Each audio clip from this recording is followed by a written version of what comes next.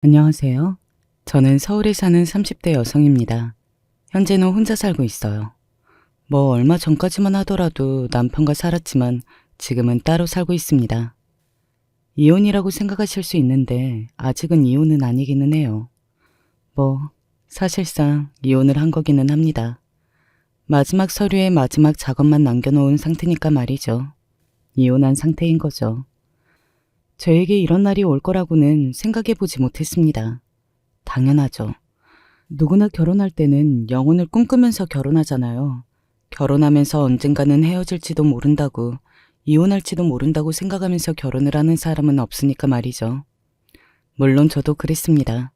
행복한 가정을 만드는 것을 꿈꾸면서 결혼했어요. 저는 더더욱 그런 마음에 확신이 있었던 이유가 있었습니다. 제가 남편을 너무 사랑하기도 했지만 남편도 저에게 너무 잘했었거든요. 그렇게 서로를 아끼고 사랑하는 상태에서 한 결혼인데 더더욱 그런 생각은 할 수 없었죠. 지나고 보니 감정이라는 것은 한때일 뿐이고 사람의 마음이라는 건 언제나 변하는 거라는 것을 알게 되었지만요. 오늘 사연을 본격적으로 이야기하기에 앞서 제 이야기를 더 잘 듣기 위해서는 제 가정 환경에 대한 설명이 조금 필요할 것 같습니다. 제 가정사가 남들과 비교하면 조금 특이하기는 하거든요. 일반적인 거랑은 전혀 거리가 먼 가정사를 가지고 있어요. 저는 가난한 집에서 태어났습니다. 태어나 보니 아버지가 안 계셨어요. 나중에 1살, 2살 먹어가면서 아버지가 없는 것이 당연한 게 아니구나 라는 것을 알게 되고 나서 엄마한테 한번 물어봤던 적이 있어요. 나는 왜 아빠가 없어? 하고 말이죠. 그 질문을 받던 엄마의 표정이 아직도 생생하게 기억이 납니다.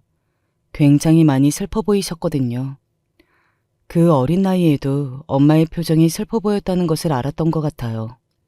그 이후로 아버지에 대한 질문은 하지 않았습니다. 하지만 외할머니에 의해 들은 말이 있기는 했어요. 아마 엄마의 표정보다도 외할머니의 그 말에 더 이상 아버지에 대한 질문을 하지 않은 거기는 할 겁니다. 네 아버지라는 작자는 아주 못돼먹고 돼먹지 못한 인간이야. 그러니까 너는 아버지가 없다고 생각해라. 자기 새끼를 가진 여자를 버리고 가는 남자는 사람 새끼도 아니니까. 알겠니? 아버지에게 버림받은 엄마. 그 사실 하나만으로도 제가 아버지를 더 이상 그리워하면 안 되는 가장 명백한 이유기는 했습니다. 자기 자식을 가진 여자를 버리고 간 남자라면 그리워할 가치도 없다고 그렇게 생각했었으니까요.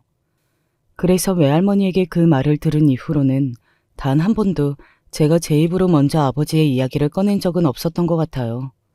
적어도 제가 기억하기로는 그렇습니다. 엄마는 저를 힘들게 키우셨어요. 본인 딴에는 정말 노력해서 부족함 없이 키우려고 노력하셨습니다. 하지만 사실 여건이라는 게 좋지 않으면 아무리 노력하고 그걸 느끼지 못하게 하려고 한들 정말로 부족함 없이 자랄 수는 없는 거잖아요. 부족한 게 있는데 어떻게 그걸 못 느끼고 자라겠어요. 그런데 어느 날 엄마에게 이렇게 말했습니다. 나는 대학 안 갈 거야. 안 돼. 요즘 같은 세상에 대학을 안 나온 사람이 어디 있어. 너 밖에 나가면 무시당해. 엄마는 네가 어디 가서 무시받는 꼴 못 봐.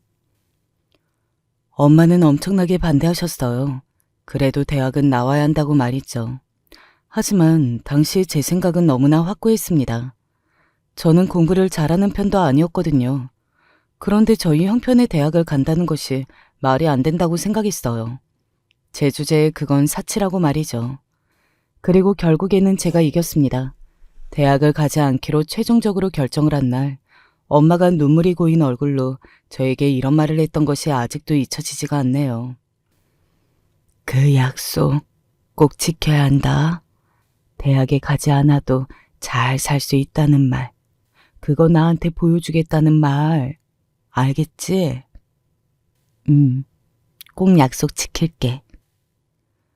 엄마는 제가 자신처럼 그렇게 힘들게 살까봐 그게 세상의 가장 큰 걱정거리인 사람이었어요.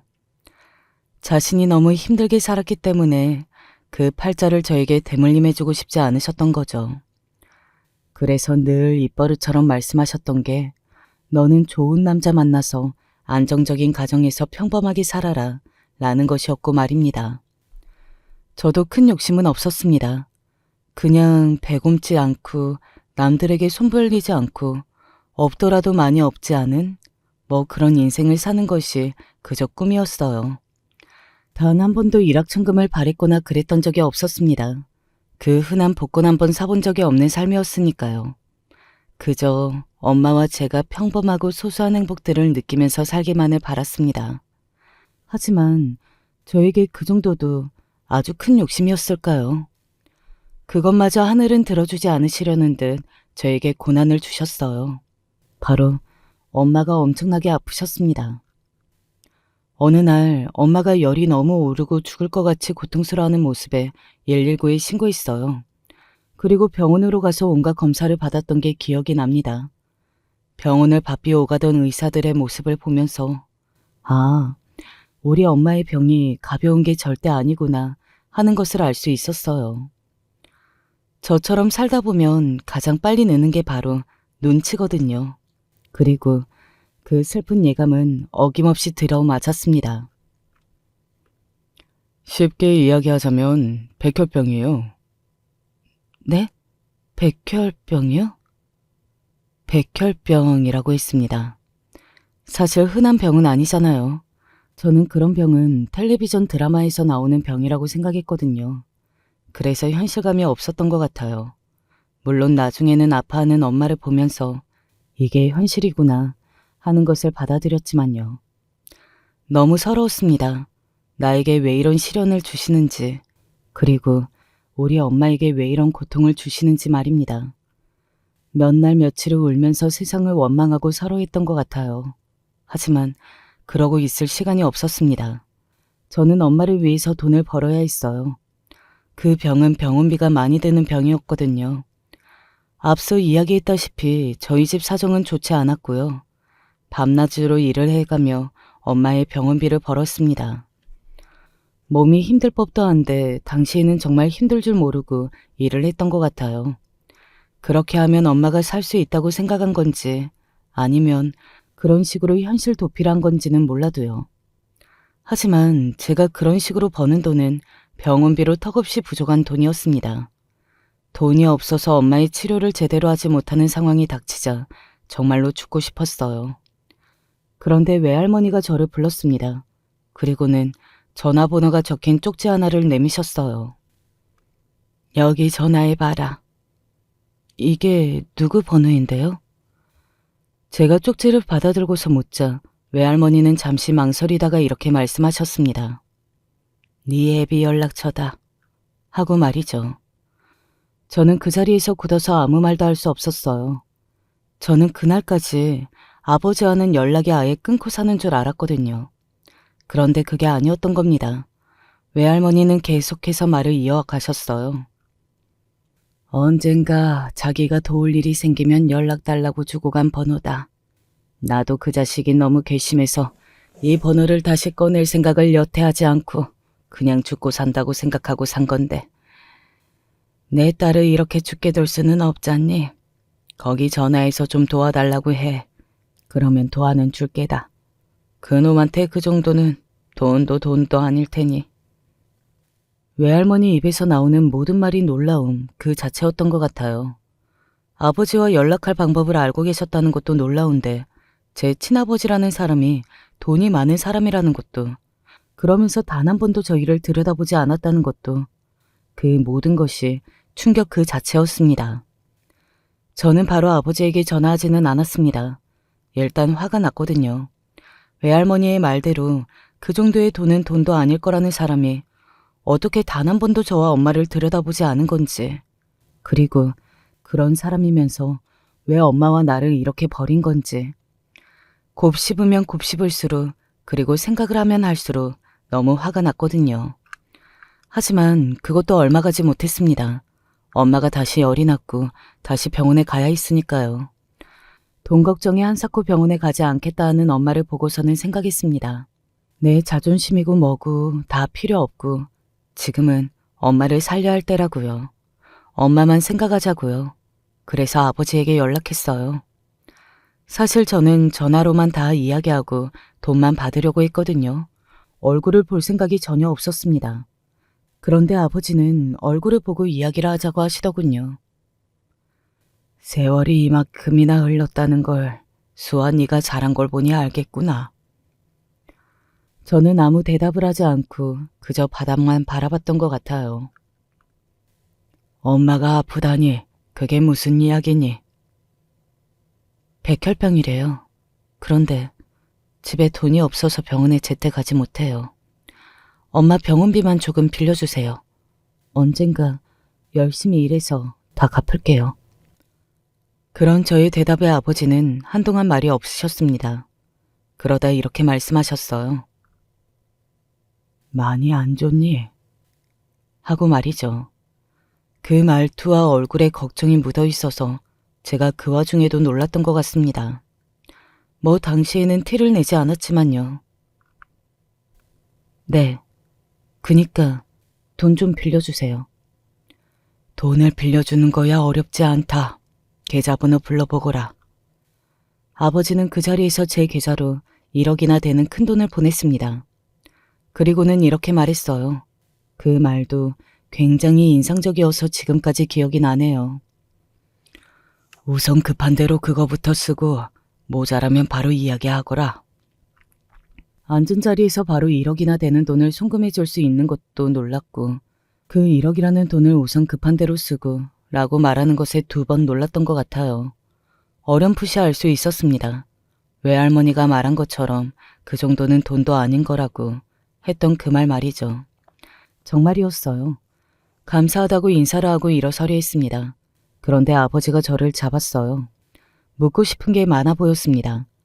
사실 속으로는 당장이라도 일어서고 싶었지만 그때는 제가 1억이나 받은 상태였잖아요. 그래서 쉽사리 그러지는 못하겠더라고요. 그래, 대학은 다니고 있는 거니? 아니요, 대학은 안 갔어요. 왜? 대학을 다닐 만큼 집안 형편이 여유롭지도 않고 엄마를 고생시킬 만큼 공부를 잘한 것도 아니고요. 그냥 일찍 돈 버는 게 낫다고 생각했어요. 제 대답을 들은 아버지가 인상을 쓰는 게 보였습니다. 화가 나서 쓰는 게 아니라 저와 엄마의 형편이 그 정도일 줄은 몰랐다는 자책의 느낌이었던 것 같기도 해요. 나한테 연락하지 그랬니? 도와줬을 텐데. 저도 이번에 할머니한테 연락처 받은 거예요. 그전에는 살아계신 줄도 몰랐어요. 그리고 만약에 알았다고 해도 연락 안 드렸을 거예요. 엄마가 안 한 데는 다 그만한 이유가 있는 거겠죠. 그러니 저도 이런 상황 아니었으면 연락 안 드렸을 겁니다. 제 말에 아버지는 한동안 아무 말씀이 없으셨어요. 그리고는 자신의 이야기를 시작하더군요. 사실 당시에는 그 말을 듣고 싶지는 않았어요. 돈을 받은 죄로 앉아있기는 했지만요. 나도 처음에는 사랑이면 다 되는 줄 알았어. 돈 없이도 우리 부모님 없이도 살 수 있을 줄 알았다. 그런데 그게 아니었고. 그니까 아버지가 말해준 사연은 이랬어요. 엄마와 사랑에 빠졌는데 엄마의 환경이나 다른 조건들을 할머니, 할아버지 되시는 분들이 엄청나게 마음에 안 들어 하셨고 엄마와 아빠는 도망을 갔다고요. 그런데 현실의 벽에 부딪혀 다시 집으로 돌아갔다고요. 그 뒤에 엄마가 임신했다는 것을 알게 됐는데 제 할머니 되시는 분이 다 책임지고 있으니 너는 신경을 쓰지 말라고 했다고 말이죠. 당신은 들여다보고 싶었어. 그런데 나도 그때는 어머니가 소개한 사람이랑 결혼한 지 얼마 안 된 시점이었다. 그래서 그럴 수 없었어. 지금 돌이켜보면 사실 다 비겁한 변명이고 겁이 났다는 게 맞겠지. 네 엄마랑 너한테는 내가 정말 씻을 수 없는 죄를 저질렀다. 그러니까 너는 나한테 당당하게 요구해도 돼. 나는 네가 달라는 건 다 해줄 테니까. 빚을 졌다고 생각하지도 말고 그냥 당당하게 뭐든 달라고 해도 된다고 말이죠. 사실 아버지는 아직도 용서하지는 못했습니다. 그리고 아마 죽는 그 순간까지 용서하지는 못할 거예요. 영원히 그런 채로 살겠죠. 선을 그은 채로 말입니다. 당시에는 원망하는 마음이 크기는 했었는데 지금은 그 정도는 아니라는 것이 조금 달라졌을 뿐 말입니다.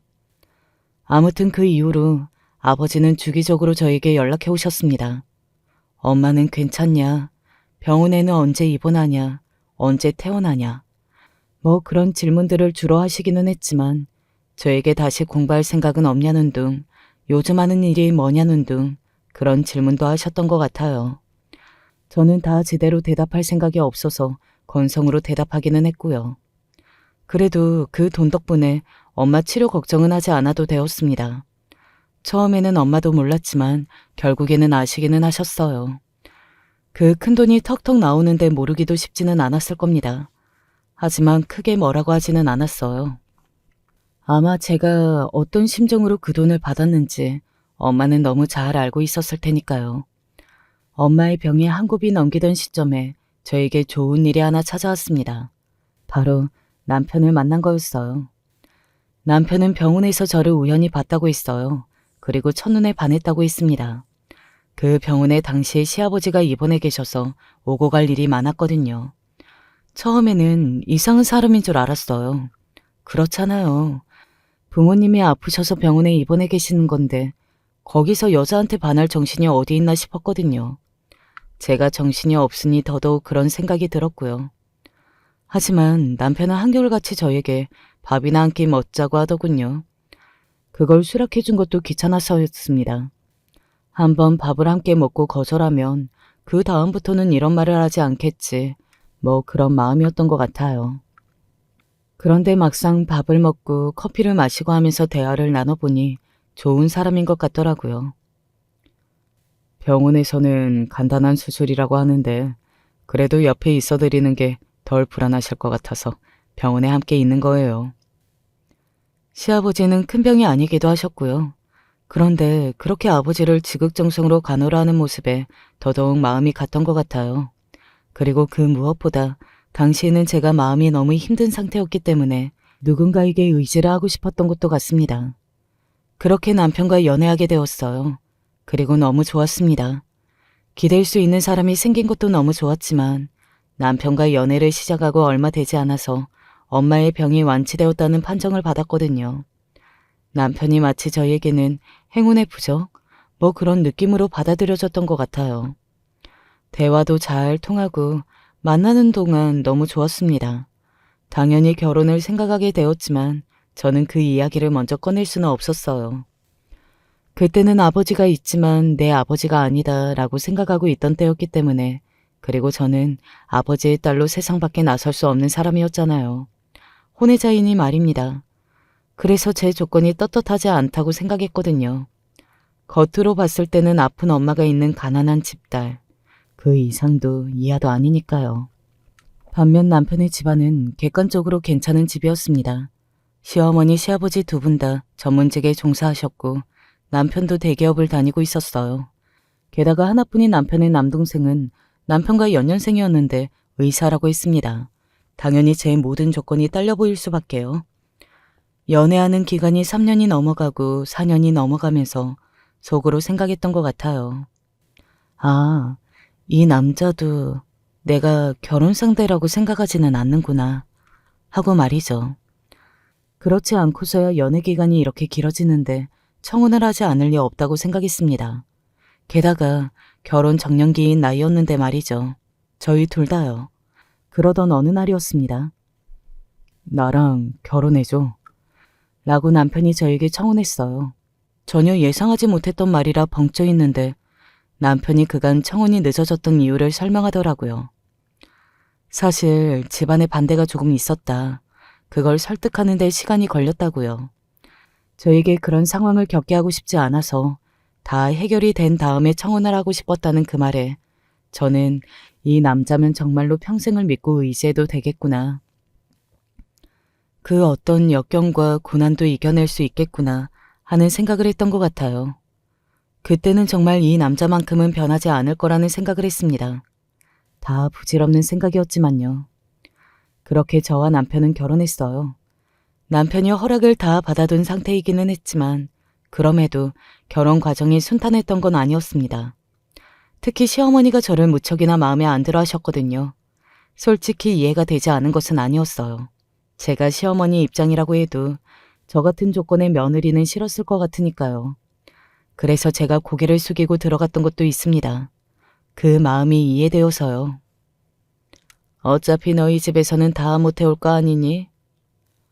혼수와 예단 이야기를 하면서 한 번은 굉장히 마음에 안 든다는 투로 그렇게 이야기하시더군요. 저는 그때 저도 모르게 이렇게 말했어요. 정말로 저도 모르게 그냥 튀어나온 말이었습니다. 아니에요. 말씀해 주시면 다 해올게요. 하고 말이죠. 자존심이었는지 아니면 시어머니에게 조금이라도 이쁨을 받고 싶다는 간절한 마음이었는지는 아직 모르겠습니다. 하지만 그런 말이 저도 모르게 나왔고 시어머니는 마치 시험이라도 하듯 그렇다면 다 해와봐라. 네가 할 수 있니? 하는 얼굴로 저에게 리스트를 보내셨어요. 저는 그 리스트를 보고 기겁했던 기억이 나네요. 정말 엄청나게 비싼 것들이었거든요. 하지만 해갔습니다. 결혼한다고 들었다. 이 돈으로 할 거 있으면 다 하거라. 하며 아버지가 저에게 돈을 주셨거든요. 굉장히 큰 돈을 말입니다. 그래서 다 해갈 수 있었어요. 이쯤 되면 들으시는 분들이 아버지를 싫어하면서 아버지가 주는 돈은 넙죽넙죽 다 받았네. 이렇게 생각하실 수 있을 것 같은데. 네, 맞아요. 넙죽넙죽 다 받았습니다. 저는 이렇게 생각했거든요. 내가 그 돈 안 받아서 얻는 게 뭔데? 자존심 지키는 거? 그럴 바에는 그냥 나한테 지은 죄값 받는다고 생각하고 나는 받을 거야. 받고 용서 안 할 거야. 라고 말이죠. 그렇잖아요. 안 받는다고 달라지는 건 없어요. 그저 제가 더 힘든 삶을 살 뿐 말이죠. 아무튼 그래서 아버지에게 받은 돈으로 혼수며 예단이며 다 해갔습니다. 남편도 놀랐어요. 그 돈이 다 어디서 났느냐고 말이죠. 남편에게도 저희 아버지 이야기를 안 했었거든요. 그냥 내가 열심히 모은 돈이야. 그렇게 모은 돈을 이렇게 쓰면 어떡해. 이렇게 쓰려고 모은 돈이니까 괜찮아. 그리고 실제로 제가 그 정도로 해간 다음에 시어머니가 저를 대하는 태도가 묘하게 달라지기도 했었고요. 물론 그게 계속 가지는 않았지만요.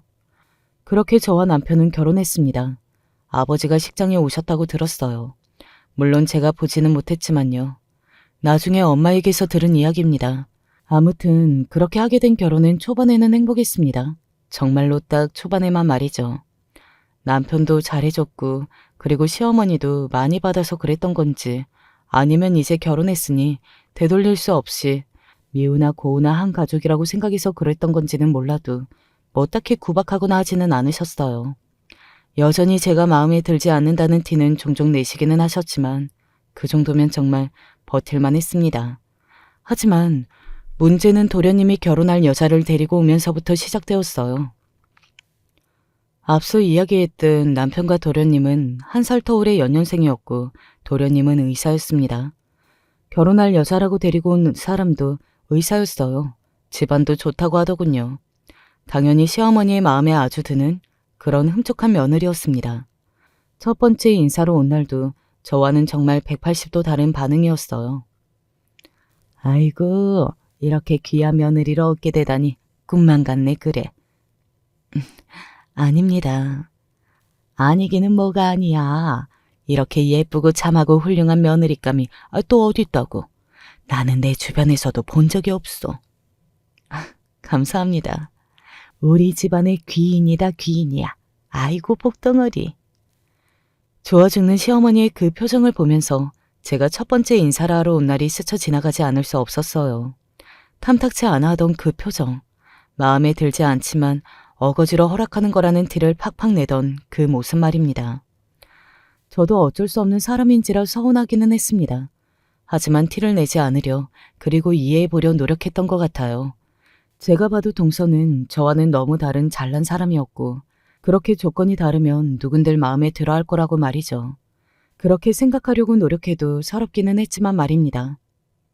며느리가 둘인데 이렇게 하늘과 땅 차이인 것도 쉽지 않은 건데. 그리고 그 이후로 제 결혼 생활은 지옥이 되었습니다. 너만 보면 내가 화딱지가 차올라서 숨이 막힌다. 그 며느리가 그런 조건 좋고 참한 며느리를 들일 수 있었는데, 그리고 그랬어야 했는데, 너는 뭐 하나 할 줄 아는 게 없냐? 네 동서 봐라.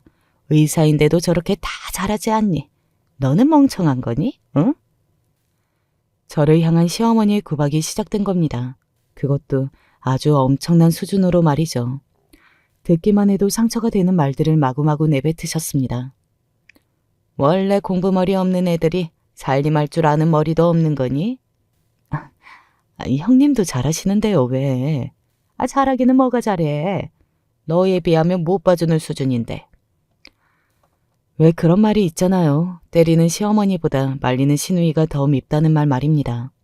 뭐 시누이가 아니라 동서였지만 그래도 동서는 그 말이 딱 들어맞는 사람이었어요. 정말 너무 얄미운 사람이었습니다. 형님, 장 좀 봐와주셔요. 리스트가 너무 많나? 외울 수 있으시죠?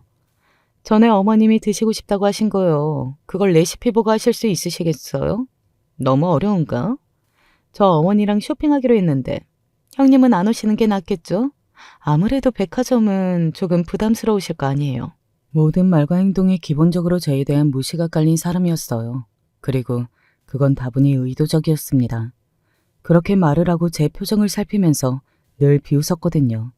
하지만 저는 알고 있음에도 뭐라고 할 수 없었어요. 그걸 이야기하면 인정하는 꼴이 되어버린다고 생각했거든요. 제가 무시를 당하는 건 말입니다. 한 번은 그런 생각을 했던 적도 있어요. 그냥 사실은 내가 물려받은 그리고 앞으로 물려받을 재산이 엄청나다는 사실을 모두에게 다 이야기할까?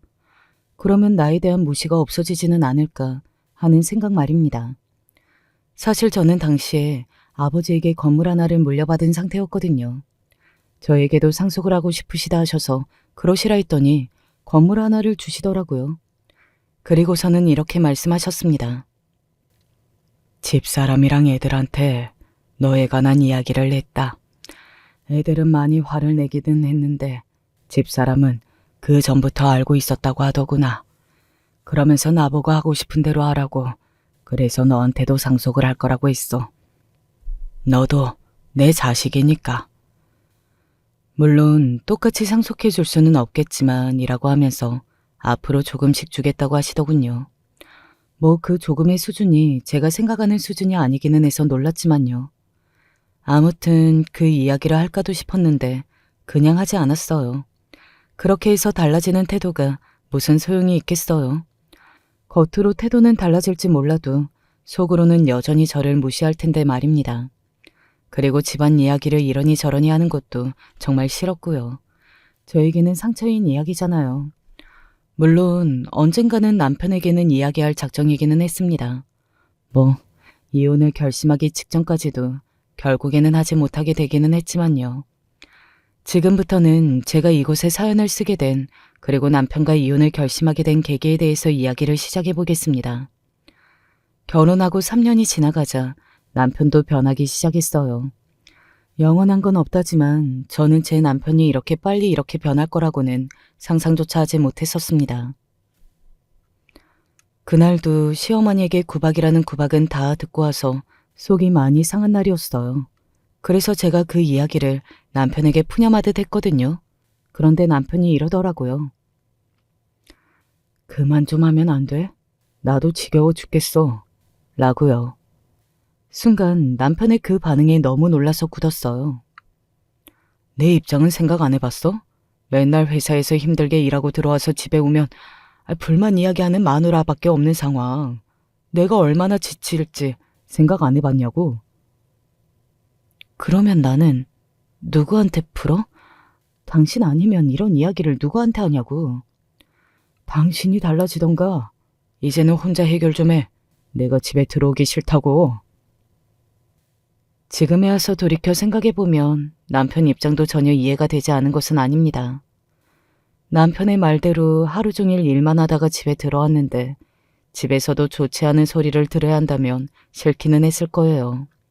하지만 제 입장도 이해가 되시지 않나요? 저는 그러면 누구한테 그 이야기를 하느냐는 말입니다. 저도 너무 힘들고 서러운데요. 그날 이후로 남편과 저 사이에도 대화가 확 줄었습니다. 집에서 거의 대화를 나누지 않고 서로를 약간 투명인간 취급했다고 할까요? 적어도 남편은 저를 그런 취급했습니다. 그리고 저는 그런 남편에게 매 순간 상처를 받았고요. 그때 깨달은 게 하나 있습니다. 결혼은 절대 둘이 하는 게 아니라는 것을 말이죠. 결혼은 현실이라는 말이 절절하게 와닿았던 것 같아요. 그렇게 남편과 냉각기를 보내고 있던 차에 그 일이 터졌습니다. 그날은 시어머니가 저와 동서 모두를 부른 날이었어요. 그렇게 종종 며느리들을 불러다 놓고 밥을 먹는 것을 좋아하셨거든요. 뭐 그래봐야 저를 갈구는 자리였지만요. 너는 옷꼬라지가 그게 뭐냐? 네? 아무리 집에서 보는 편한 자리라고 해도 어느 정도는 신경을 쓰고 와야지. 네 남편은 너 같은 게 아직도 좋대? 응? 그런 엄청난 말을 아무렇지 않게 쏟아내시더군요.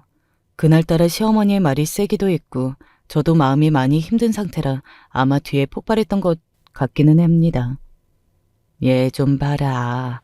이렇게 꾸미고 다니니 얼마나 예쁘냐, 응? 제가 그날 굉장히 후줄근했냐? 그것도 아니었어요. 그냥 평범한 외출복이었습니다. 물론 동서에 비하면 평범하기는 했죠. 동서는 언제나 완전히 화려하게 꾸미고 다니는 사람이었으니까요. 그걸 또 즐기기도 했고요. 할 줄 아는 것도 없고 배운 것도 없고 집안이 잘 사는 것도 아니고 그렇다고 예쁜 것도 아닌데 대체 뭘 보고 네가 그렇게 좋다고 한 건지 나는 아직도 이해가 안 된다. 그렇게 시작된 시어머니의 폭언은 한동안 계속되었습니다. 네가 생각해도 그렇지 않니? 네 동서 봐라. 예쁘고 집안도 좋고 또 이렇게 다 잘하는데 이런 여자를 좋아하는 게 정상 아니니? 아, 어머니 그만하세요. 내가 뭐 틀린 말했니? 너는 너무 착해서 문제야 문제. 자기들끼리 아주 북치고 장구치고 난리를 치더라고요. 어이가 없었습니다. 아마 그래도 평소라면 입술 한번 꼭 깨물고 참고 넘어갔을 거예요. 하지만 그날은 그게 안 되더라고요. 그래서 저도 모르게 이렇게 말이 튀어나왔습니다. 제가 뭘 그렇게 잘못했는데요? 라고 말이죠. 순간적으로 나온 그 말에 시어머니도 동서도 놀란 게 보였어요. 언제나 고개를 푹 숙이고 듣고 있기만 하던 제가 처음으로 반발 아닌 반발을 한 거니까요. 시어머니는 그런 제가 괘씸했던 건지 손까지 떠시더라고요.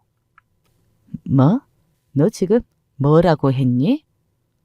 제가 뭘 그렇게 잘못했길래 이렇게까지 미움을 받아야 하는 거냐고요. 뭘 잘못해? 네가 뭘 잘못했는지 진짜 몰라? 진짜 모르겠어요, 정말로요. 제가 뭘 그렇게 잘못했는지. 제가 집안일을 해도 더하고 그리고 제가 온갖 고생은 다 하는데 왜 매번 그렇게 동서만 칭찬하시는 건지. 아니, 저는 칭찬은 바라지도 않아요. 그냥 수고했다 한마디도 그렇게 힘드시는 거냐고요. 그간의 서름이 물밀듯 터져 나왔던 것 같아요. 매번 힘들게 일하는 것도 저였습니다. 그렇게 일하고도 수고했다는 말 한마디 못 들은 것도 저였고요. 너 지금 제정신이니? 네가 얘랑 같다고 생각하니, 어? 시어머니는 정말 기가 막히다는 얼굴로 저를 보고 그렇게 소리 지르셨습니다. 같다고 생각하지는 않아도 그런 식으로 사람을 대하는 건 아니라고, 그렇게까지 천박하게 차별하시는 건 아니라고 그 말을 하려던 찰나였어요. 시어머니가 먼저 말씀하시더군요. 저에게 말할 시간을 주지 않으셨습니다. 너 같은 거랑 얘가 같아? 너같이 못 배워먹은 고졸에 가난한 집 애랑 잘 배우고 잘 자라서 의사인 애랑 같냐고. 같은 집안 며느리라 같다고 생각하나 본데 아니야. 너랑 얘는 하늘과 땅 차이라고. 예전 같으면 겸상도 못했어. 알아? 그 말을 듣는데 정말 눈물이 뚝 하고 떨어졌습니다. 그런데 그 뒤에 이어진 동서의 반응은 정말 현실을 의심하게 하는 말이었어요. 형님, 우세요? 그 말도 충격이었지만 그 말을 하는 동서의 얼굴이 더더욱 충격이었습니다. 마치 사람을 비웃는 듯한 그 얼굴 말입니다. 네가 뭔데 다 맞는 말 아니냐? 근데 울어? 이런 얼굴이었어요. 정말로 저를 같은 사람이라고 생각하지 않는, 사람을 사람으로 보지 않는 듯한 그 비웃음이 저를 눈을 돌게 했던 것 같아요. 왜? 나는 울면 안 돼? 제가 그렇게 날카롭게 받아쳤습니다. 너 지금 얘한테 화낸 거니? 왜 엄한 사람한테 화풀이야? 시어머니는 아주 빠르게 동서를 감싸는 말을 하면서 우쭈쭈 해주더군요.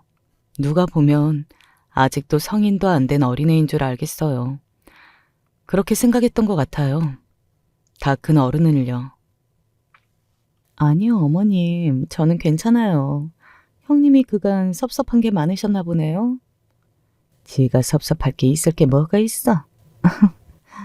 저희 생각에도 그래도 또 사람마다 다른 거니까요. 그런데 형님. 동서의 그 말에 제가 동서를 바라봤습니다. 동서는 제 두 눈을 똑바로 보고 이렇게 말하더군요. 여전히 입에는 비웃음을 띤 채로 말이죠. 형님 주제를 아셔야죠. 라고 말입니다. 순간 머리를 한 대 댕 하고 맞은 기분이 들었던 것 같아요. 속으로 저를 무시한다는 건 이미 알고 있었지만 그렇게 대놓고 말을 하는 건 또 다르잖아요. 그리고 듣는 저도 충격의 크기가 다른 거고 말입니다. 동서는 아랑곳하지 않고 계속해서 말을 이어가더군요. 저는 형님이 그래도 본인의 주제 파악이 잘 되는 분인 줄 알았는데 아니었나 보네요. 저랑 형님은 달라요. 그러니까 앞으로도 같은 대접받기를 바라지는 마세요. 그러면 제가 너무 억울하지 않겠어요? 다른데 같은 대접받는 건. 저를 완벽하게 무시하는 그 말과 말투 그리고 표정에 저는 그 자리에서 이런 생각을 했습니다. 아, 이제는 나는 이 사람들과 더 이상 가족으로 지낼 수 없겠구나. 오늘 이 자리가 가족으로 지내는 마지막 자리겠구나 하는 생각 말입니다. 저는 숨을 크게 들이마셨어요. 그리고는 내뱉었습니다. 최대한 차분하게 이야기하고 싶었거든요.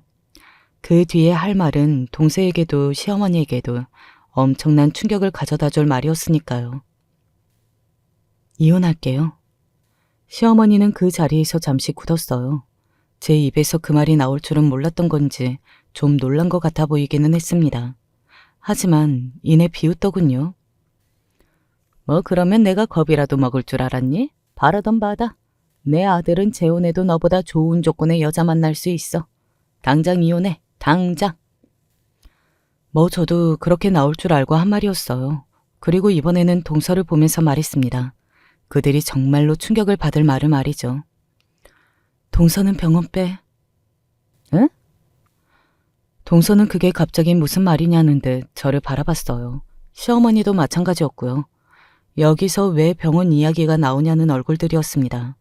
저는 그 얼굴들을 빤히 바라보면서 다시 한번 이야기했어요. 차분하게 말이죠. 동서 병원 빼라고, 당장. 아니 그게 지금 무슨 개소리. 동서 병원 진짜 건물주가 나거든. 그니까 빼. 당장. 그간 동서라 봐주고 있었던 거야. 거기 원래 월세 그것보다 더 받아야 하는 자리인 거 알지? 두 사람은 사고의 정지가 온 듯 멍하게 앉아있다가 동시에 인상을 팍 쓰더군요. 네가 미쳤구나? 그게 무슨 말도 안 되는 소리야? 형님, 혹시 무슨 망상장애 같은 거 있으세요? 그렇게 이야기하는 두 사람을 바라보며 이야기했어요. 미치지도 않았고 망상장애도 없어요. 그 건물이 저희 아버지 건데 최근에 제가 상속받았거든요. 아직 서류 정리가 완벽하게 되지는 않았는데 진짜 주인은 저예요. 그니까 이런 말 해도 되는 거 맞고요. 두 사람은 놀라서 그저 입만 어버버 하고 있더군요. 아마 동서는 이야기를 듣기는 했을 겁니다. 그 건물을 건물주가 자식에게 상속했다는 것을 말이죠. 아는 사람들만 아는 이야기였을 테니 그 사실을 제가 알고 있다는 것만으로도 제 이야기에는 신빙성이 생겼을 테고요. 그 상속받는다는 자식이 형님이라고요? 아, 형님 아버지 안 계시잖아요. 안 계신 게 아니라 연을 끊고 산 거지. 근데 재산을 주시겠다고 하는데 안 받을 이유는 없잖아. 그래서 받는 거고. 그니까 당장 그 건물에서 나가. 알겠지? 그리고 그때까지도 얼어서 아무 말도 못하는 시어머니를 바라보며 이렇게 말했습니다. 이혼할 테니까 너무 염려 마시고요. 다시는 어머님 안 보길 바랄게요. 그렇게 이야기하고서는 그 집을 나왔습니다. 제가 나가자마자 두 사람이 호들갑을 떨며 뭔가를 이야기하는 소리가 들려왔지만 자세히 듣지는 않았어요. 그리고 곧장 집으로 가서 짐을 쌌습니다. 그리고는 남편에게 전화했어요. 우리 이혼하자. 갑자기 그게 무슨 소리야? 나 당신 가족들이랑 얼굴 보면서 못 살겠어. 더 이상 당신한테도 기대 없고. 그니까 이혼해. 조만간 서류 보낼 테니까 그런 줄 알아. 그렇게 이야기하고서는 전화를 끊었습니다. 남편에게는 전화가 다시 걸려왔지만 받지 않았어요. 저는 그대로 짐을 싸들고서는 친정으로 갔습니다. 그리고 엄마에게 그간 있었던 일을 아주 대충 말했어요. 자세히 이야기할 수는 없었습니다. 엄마가 완치 판정을 받았다고는 하나 그래도 몸이 여전히 좋지는 않은 상황이었으니까요. 엄마도 처음에는 화가 난 듯하다가 잘했다고 저를 토닥여 주셨어요. 저는 엄마의 토닥임을 받으면서 조금 울었던 것 같네요. 그리고 그 다음 날 남편이 무슨 이야기를 들은 건지 저를 찾아와서는 이렇게 말했습니다. 나를 못 믿어서 그간 말 안 했던 거야? 라고 말입니다. 그런 남편에게 저는 이렇게 이야기했어요. 너를 못 믿어서가 아니라 아버지 이야기하기 싫어서 또 다 정리되면 언젠가 이야기하려고 했는데 못하고 이렇게 나오게 된 거지. 그런데 결과적으로 네가 못 믿을 남자였던 게 맞는 거였고. 그 말에 남편은 아무 말도 하지 않더군요. 그냥 속 시끄럽게 굴지 말고 정리하자. 나도 더 이상 너희 집 식구들 일로 스트레스 받기 싫어. 그니까 도장 찍어. 제가 그 집에 해준 건 돌려받지 않겠다고 그러니 빨리 도장만 찍어달라고 했어요. 남편은 일단 알겠다고 하고 돌아갔습니다. 제 마음을 돌릴 수 없을 거라는 걸 빨리 알아차린 듯 했어요. 그런 쪽으로는 눈치가 빠른 사람이었으니까요. 구질구질하게 매달린 건 남편이 아닌 시어머니와 동서였습니다. 내가 그간 미안했다, 응? 갑자기 제가 돈이 많다고 하니까 미안한 마음이 드세요? 원래 안 미안하셨잖아요. 아니다, 미안하다. 그니까 한 번만 용서해다오. 제가 상손녀가 아니라도 이러셨을까요? 저는 어머니 절대 못 믿어요. 그렇게 만든 건 어머님이시고요. 그니까 그냥 이대로 남이 되는 게 나을 것 같아요. 동서도 저를 찾아왔어요. 형님, 한 번만 봐주세요. 저 거기 나가면 큰일 나요. 당장 이사 갈 병원도 없고. 위치나 뭐나 그 가격으로는 절대 얻을 수 없는 더없이 좋은 자리였어요. 동서가 그 누구보다 그걸 잘 알고 있었고요. 순식간에 바뀐 동서의 태도를 보니 저도 비웃음이 나오더군요. 그래서 동서가 저에게 지었던 그 표정과 얼굴을 그대로 동서에게 돌려주었습니다. 속이 조금 시원해지기는 하더군요. 그래도 배웠다는 사람이 이렇게 속이 다 보이게 행동하는 건 좀 그렇지 않아? 제 그 말에 그래도 자존심이 상하기는 했던 건지 빤히 저를 바라보더군요. 나같이 못 배워먹고 별 볼 일 없고 무시했던 사람한테 굽신거리면서 앞으로 어떻게 살려고 그래. 그냥 지금 깔끔하게 나가고 정리하는 게 맞지. 평생 내 앞에서 고개 숙이면서 동서가 나한테 했던 그 취급을 나한테 받으면서 살 수 있겠어? 그렇게 자존심이 센 사람이? 동서는 입술을 꽉 깨물었습니다. 그니까 그냥 그 건물에서 나가. 누군가를 보이는 것만으로 무시하는 대가라고 생각하고. 인생 공부 조금 비싸게 했네 뭐. 그렇게 비웃으며 그 자리에서 일어났습니다. 그 이후로 사실 저를 안 찾아올 줄 알았거든요. 제가 그런 식으로 자존심을 깔아뭉갰으니 말이죠. 그런데 돈의 힘이라는 건 생각보다 훨씬 센 거더라고요. 그 뒤로도 시어머니와 동서는 여러 번 찾아오고 연락해왔습니다. 잘못했다고 한 번만 용서해달라고 말이죠. 물론 저는 그런 생각이 눈꼽만큼도 없었고요. 남편은 조금 고민하는 것 같더니 결국에는 서류에 도장을 찍었습니다. 듣기로는 시어머니가 그 말을 듣고 뒷목을 잡으셨다고 했어요. 정말 우습죠? 제발 이혼하라고 쌍수 들고 이혼 소리 환영할 때는 언제고 말입니다. 동서는 결국 그 병원에서 나가야 했어요. 뭐 건물주인 제가 나가라는데 어쩌겠어요. 마침 계약 기간도 다 된 상태였거든요. 지가 지복을 스스로 걷어찬 거죠 뭐. 저에게 잘만 했으면 계속 월세도 올리지 않고 그곳에서 병원을 했을 텐데요. 엄마와 저는 최근에 이사했습니다. 아버지가 주신 돈으로 말이죠. 엄마는 썩 내켜 하시지는 않았는데 제가 설득했어요. 어차피 안 받아봐야 과거가 바뀐 것도 엄마가 원하는 것처럼 아버지가 괴로워하는 것도 아니라고. 그니까 돈이라도 받는 게 저희에게 남는 거라고 말이죠. 아마 엄마는 끝까지 받고 싶지 않으셨을 거예요. 그런데 저 때문에 한 발 물러나 주신 거라고 생각합니다. 그래서 한편으로는 죄송스러운 마음이 있기도 해요. 그래서 앞으로 더더욱 엄마에게 잘하려고 합니다. 남편과 마지막 인사를 하기는 했어요. 서류를 받는 날 말이죠. 잘 살라는 말은 못하겠어. 나는 당신이 행복한 걸 바라지는 않는 것 같아. 그래, 솔직해서 좋네. 너는 잘 살아. 뭐, 이미 잘 살고 있는 것 같지만. 그리고 서류를 받아와서 법원에 제출했어요. 완전히 처리가 되기까지는 한 달 정도 걸린다고 하기는 하더라고요. 그 뒤에는 완전히 남남이 되는 거겠죠. 그간 남편과의 모든 추억이 스치듯 기억이 나네요. 뭐 그뿐이지만요. 시어머니는 저희 아버지가 누군지 알아내고 더더욱 속쓰려 하셨다고 건너들었습니다. 저는 자세히는 모르지만 저희 아버지가 굉장한 자산가라는 것 정도는 알고 있었거든요. 아마 제가 앞으로 받게 될 돈을 생각하면서 땅을 치셨을 걸로 생각해요. 제가 아는 시어머니라면 그러고도 남을 사람이니까요. 이제 저는 과거를 돌아보지 않고 살려고 합니다. 후회도 하지 않으려고요. 그리고 아마 다시 돌아간다고 해도 남편과 연애하고 결혼할 거예요. 그만큼 많이 사랑했고 그 시절에 대한 억울함은 없습니다. 후회도 없고요. 다만 한 가지 후회가 되는 건 왜 그런 대접, 그런 취급을 받는 것을 당연하게 생각하고 아무런 목소리도 내지 않았나 하는 점이기는 해요. 사람이 사람을 덜 가지고 못 배웠다는 이유로 무시하고 막대하는 건 그 사람의 잘못인데 마치 제 잘못이었던 것처럼 주눅들고 작아졌던 그것 딱 하나가 후회되기는 합니다. 다시 돌아가면 하고 싶은 말은 다 하고 그렇게 살고 싶기는 해요. 이 사연을 듣고 계시는 분들이나 여러분들 주변에도 분명 그런 사람들이 많을 겁니다.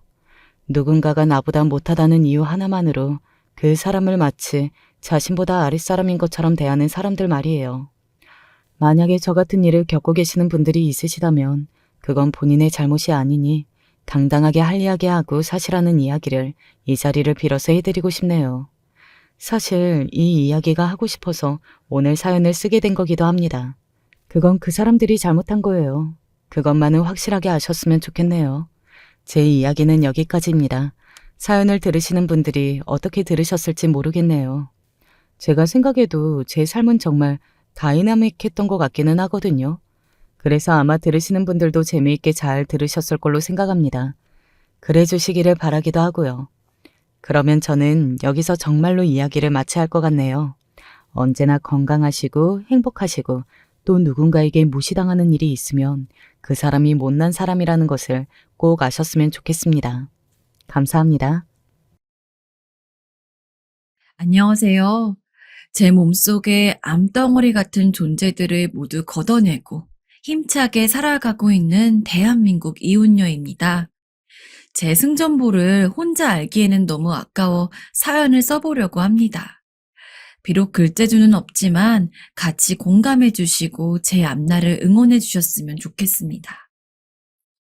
남편을 생각하면 이 정도면 저와 잘 맞는 사람이라고 생각했습니다. 뭐 저뿐만 아니라 남편도 저를 보고 그렇게 생각했을 겁니다. 남편의 부모님은 당시 동네에서 알 사람들은 다 아는 유명한 회사의 사장과 부사장이었습니다. 직접 회사를 세워서 규모가 커지도록 키운 만큼 당연히 많은 돈을 버는 분들이었습니다. 하지만 금전적인 부분으로 따지자면 저희 집도 전혀 꿀릴 것 하나 없었습니다. 저희 부모님은 제가 아주 어렸을 적부터 아버지가 요식업으로 사업을 하셨는데 그게 대박이 터져서 살면서 한 번도 돈으로 궁하게 살아본 적은 없었습니다.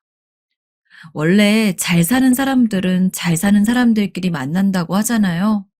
저희 부부도 그랬습니다. 저희 집이나 남편 집이나 부모님들이 똑같이 하시는 말씀이 절대로 너보다 못한 집이랑 결혼해선 안 된다. 우리보다 잘난 집이랑 결혼하지 못하더라도 최소한 사는 걸 봤을 때 비등비등하다고 여겨질 수 있는 사람을 만나서 결혼을 해야 앞으로 부부 생활을 하는 데 있어서 쓸데없는 일로 부딪힐 일이 없다. 라고 하시고는 했습니다.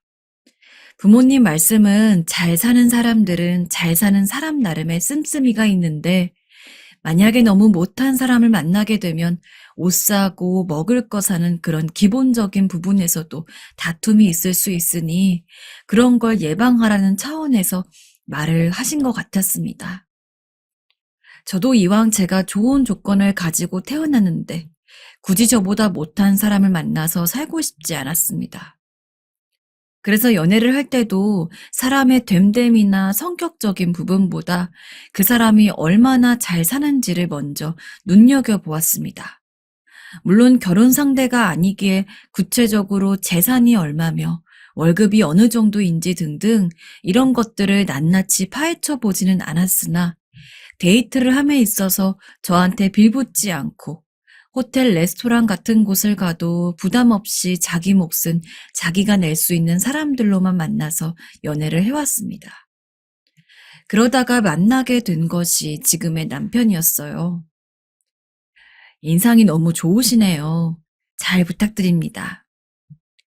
저는 26살부터 28살까지 2년간은 연애를 길게 쉬었습니다.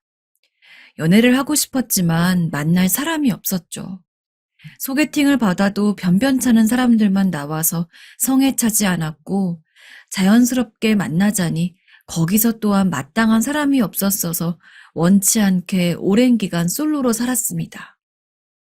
그러다가 평소 친하지 않았으나 오랜만에 연락이 닿은 지인으로부터 먼저 소개팅 제의를 받게 되었고 믿져야 본전인데 하루 시간이라도 때울 겸 만나나 보자라는 마음으로 나간 자리에 있던 것이 남편이었습니다. 동호 씨는 무슨 일을 하세요? 부모님이 회사를 운영하고 계셔서 경영 공부를 하며 향후 회사를 물려받을 준비를 하고 있습니다. 미진 씨는요? 아, 어머, 그러시구나. 저희 집은 아버지가 요식업 사업을 좀 크게 하시는데 저는 아직 본격적으로 물려받는다기보단 그냥 어깨너머로 배우면서 조금씩 이것저것 공부해보는 중이에요. 대화를 나누기 전부터 입고 온 옷차림 자체가 그 나이 때 다른 사람들보다도 훨씬 더 깔끔하고 딱 봐도 브랜드 값이 비싼 옷이라는 게 티가 나 내심 집이 잘 살거나 본인이 돈을 잘 버나 보다 싶었는데 이야기를 들어보니까 견적이 딱 나오더라고요. 저랑 비슷한 수준이라는 게 말이죠. 이미 반쯤 확신 아닌 확신을 가진 상태에서 마지막 쐐기를 받고자 일부러 무슨 일을 하냐고 물어보니 역시나 제 생각대로 절대 못 사는 집이 아니었습니다. 심지어 남편 자체도 아주 잘생긴 얼굴은 아니었지만 그래도 깔끔한 인상이었고 웃는 게 괜찮아서 호감형이기도 했습니다. 그런 상황에서 배경까지 괜찮으니 이성적인 마음이 들지 않을 리가 없었죠. 둘이 이해관계가 맞고 마침 나이도 그리 어리지 않다 보니까 결혼 생각을 하게 되는 것이 무척이나 자연스러웠습니다. 직접적으로 결혼에 대한 이야기가 나오기 전에도 서로 부모님에게 인사를 드리러 간 적도 있습니다. 그리고 저희 부모님도 시부모님도 각각 남편과 저를 마음에 들어 하셨습니다. 정확히는 개인보단 집안을 많이 보셨을 것으로 생각이 됩니다. 저를 볼 때마다 예비 시부모님은 아유, 역시 가정교육을 잘 받고 자랐네. 티가 나네, 티가 나. 어머, 옷도 아주 고급스럽게 입고 왔구나. 백화점에서 산 옷이지. 라며 돈이나 집안 이야기들을 하곤 했으니까요. 안녕하세요. 저희 결혼합니다. 저희를 아시는 모든 분들의 축복 아래에서 그 누구보다 행복한 결혼 생활의 첫 걸음을 떼고자 합니다. 귀한 시간을 내셔서 저희의 시작을 응원해 주신다면 더할 나위 없이 감사드릴 것입니다. 그리고 32이 되었을 때 저와 남편은 비로소 결혼을 하여 부부 생활을 시작하게 되었습니다. 연애한 지 약 3년 만의 일이었습니다.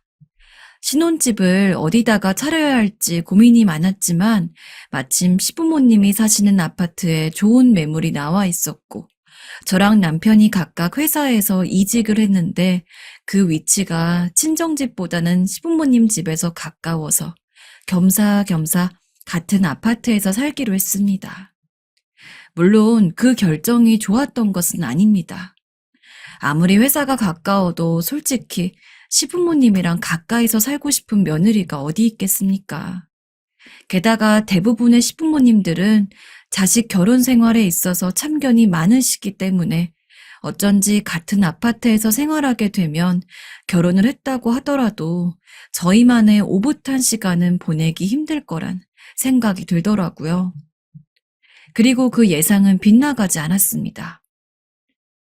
예, 내가 반찬 해왔으니 문 좀 열어봐라. 네? 반찬이요? 아, 그래. 뭐하니? 얼른 열지 않고. 국 식는다.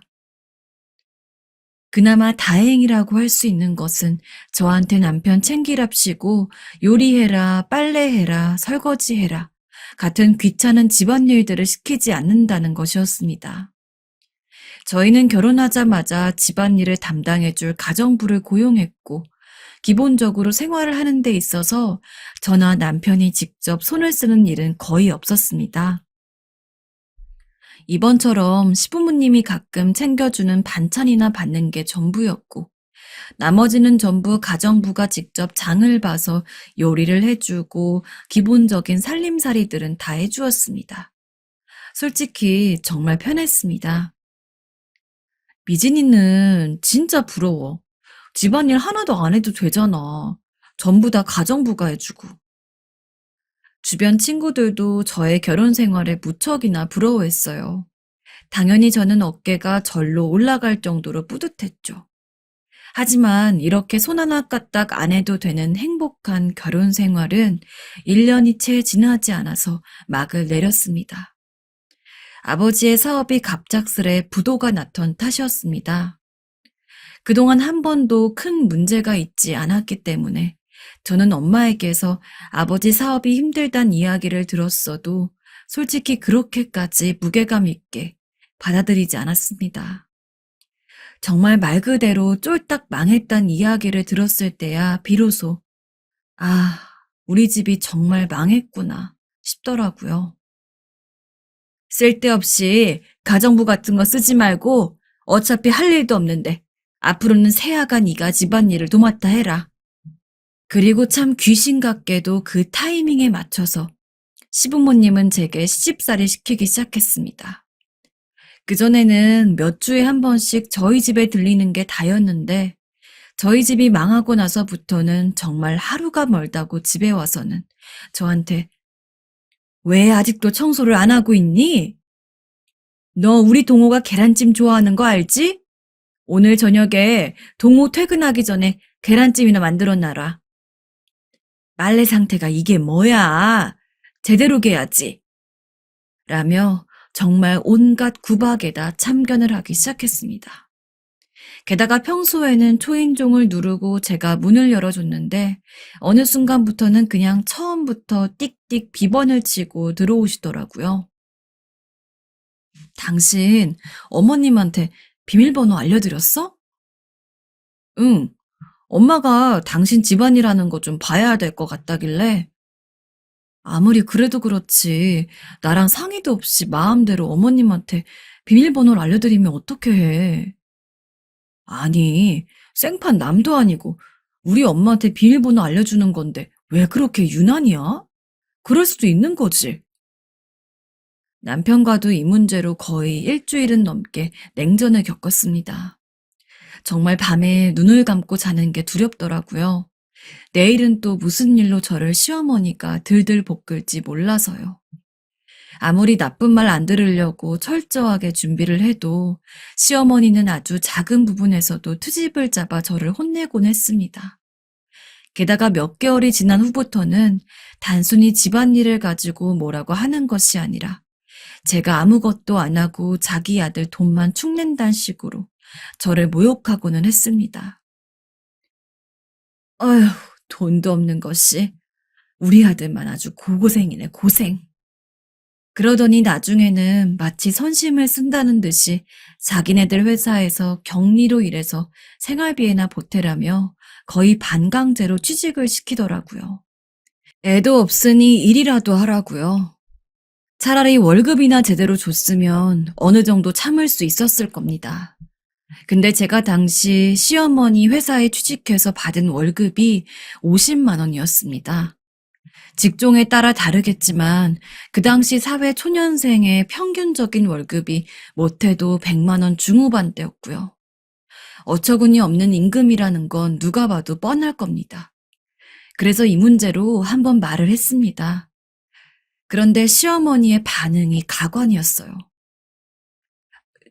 어머님, 혹시 그 월급이 이 금액 맞나요? 왜? 너 뭐 더 받아야겠니? 격리가 그 정도면 됐지. 뭘 또 받으려 하니? 너 취직시켜주는 데 없어. 그나마 우리가 취직시켜준 거야. 고마운 줄도 모르고. 어머님, 저도 다른 곳에서 일할 수 있어요. 어떻게 그런 말씀을 하세요? 처음으로 대든 것 같아요. 어머님의 말이 너무 모욕적이고 수치스러웠거든요. 그런데 이렇게 대거리를 하자 난리가 났어요. 어디 며느리가 시어머니한테 바락바락 가정교육 못 받은 애처럼 대드대면서 말이죠. 남편도 옆에서 미안해하는 기색을 보이긴 했지만 그렇다고 딱히 중재를 해주지도 못했습니다. 그리고 그 이후 저는 아무런 말도 못하고 때로는 야근까지 해가면서 일을 해야 했습니다. 뭐라고 대들고 싶어도 분명히 시부모님은 사업이 부도난 저희 집안 얘기를 할 게 뻔했으니까요. 진짜 한 8년을 지옥 같은 시간을 보냈습니다. 게다가 제가 신경 써야 할 것은 시부모님뿐만이 아니었습니다.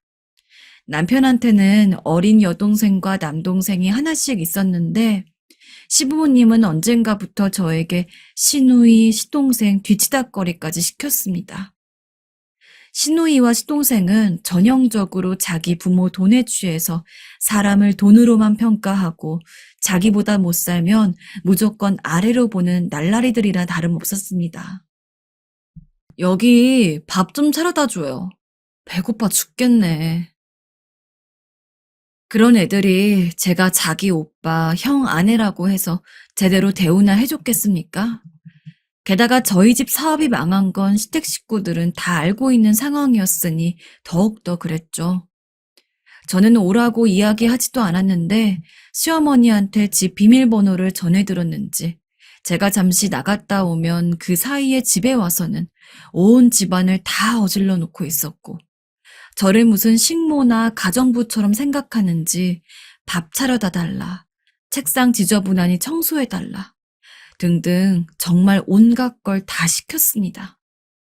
한참 어린 남편 형제들한테 그런 취급을 받는 건 시부모님에게 힐난받는 거랑은 다른 굴욕감이 있었습니다. 차마 집에다 이야기하지도 못했습니다. 안 그래도 사업 망한 것 때문에 부모님 둘 다 바쁜데 저까지 걱정거리를 얹어주고 싶지 않았습니다. 그래서 정말 죽은 듯이 참고 또 참았습니다. 밤마다 눈물이 나서 남편 안 들리게 몰래 운 적도 여러 번이었어요. 힘든 것에 대해 남편과 상의를 안 해보려고 한 것은 아닙니다.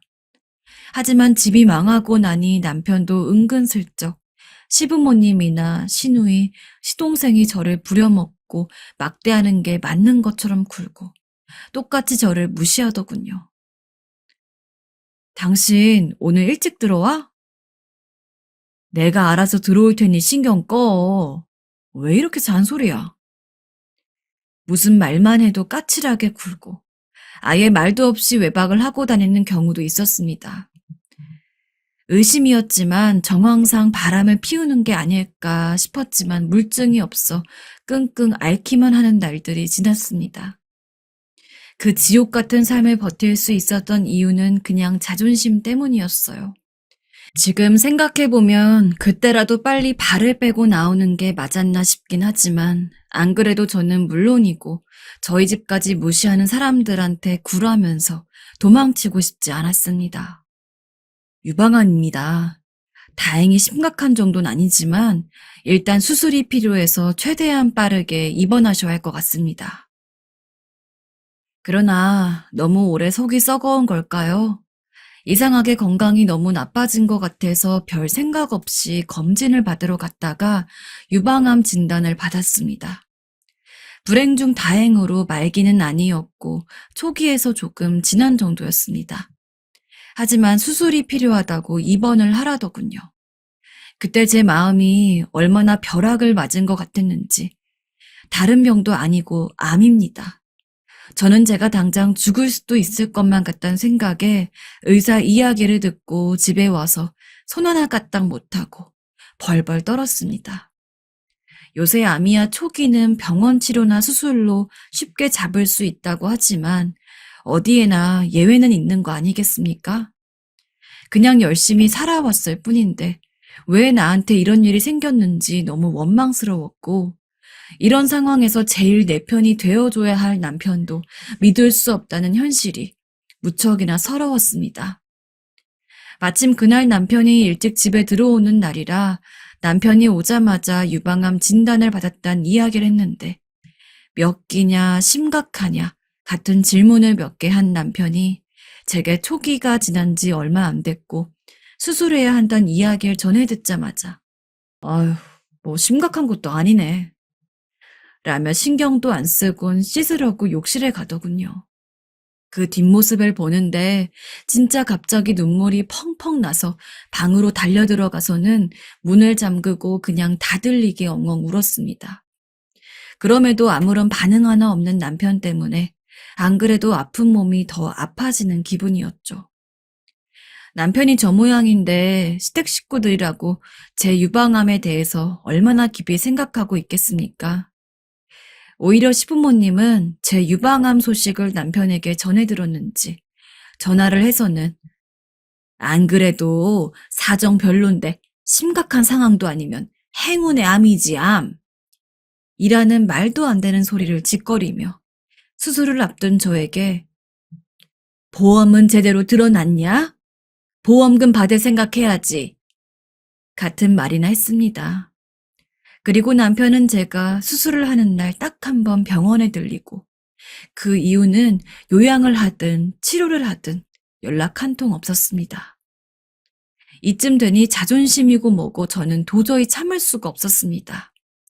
그나마 남편과 저 사이에 아이가 없었기에 조금 더 확실하게 결단을 내릴 수 있었죠. 기본적인 치료를 모두 끝내고 저는 집에 바로 가지 않고 친정집에 들렀습니다.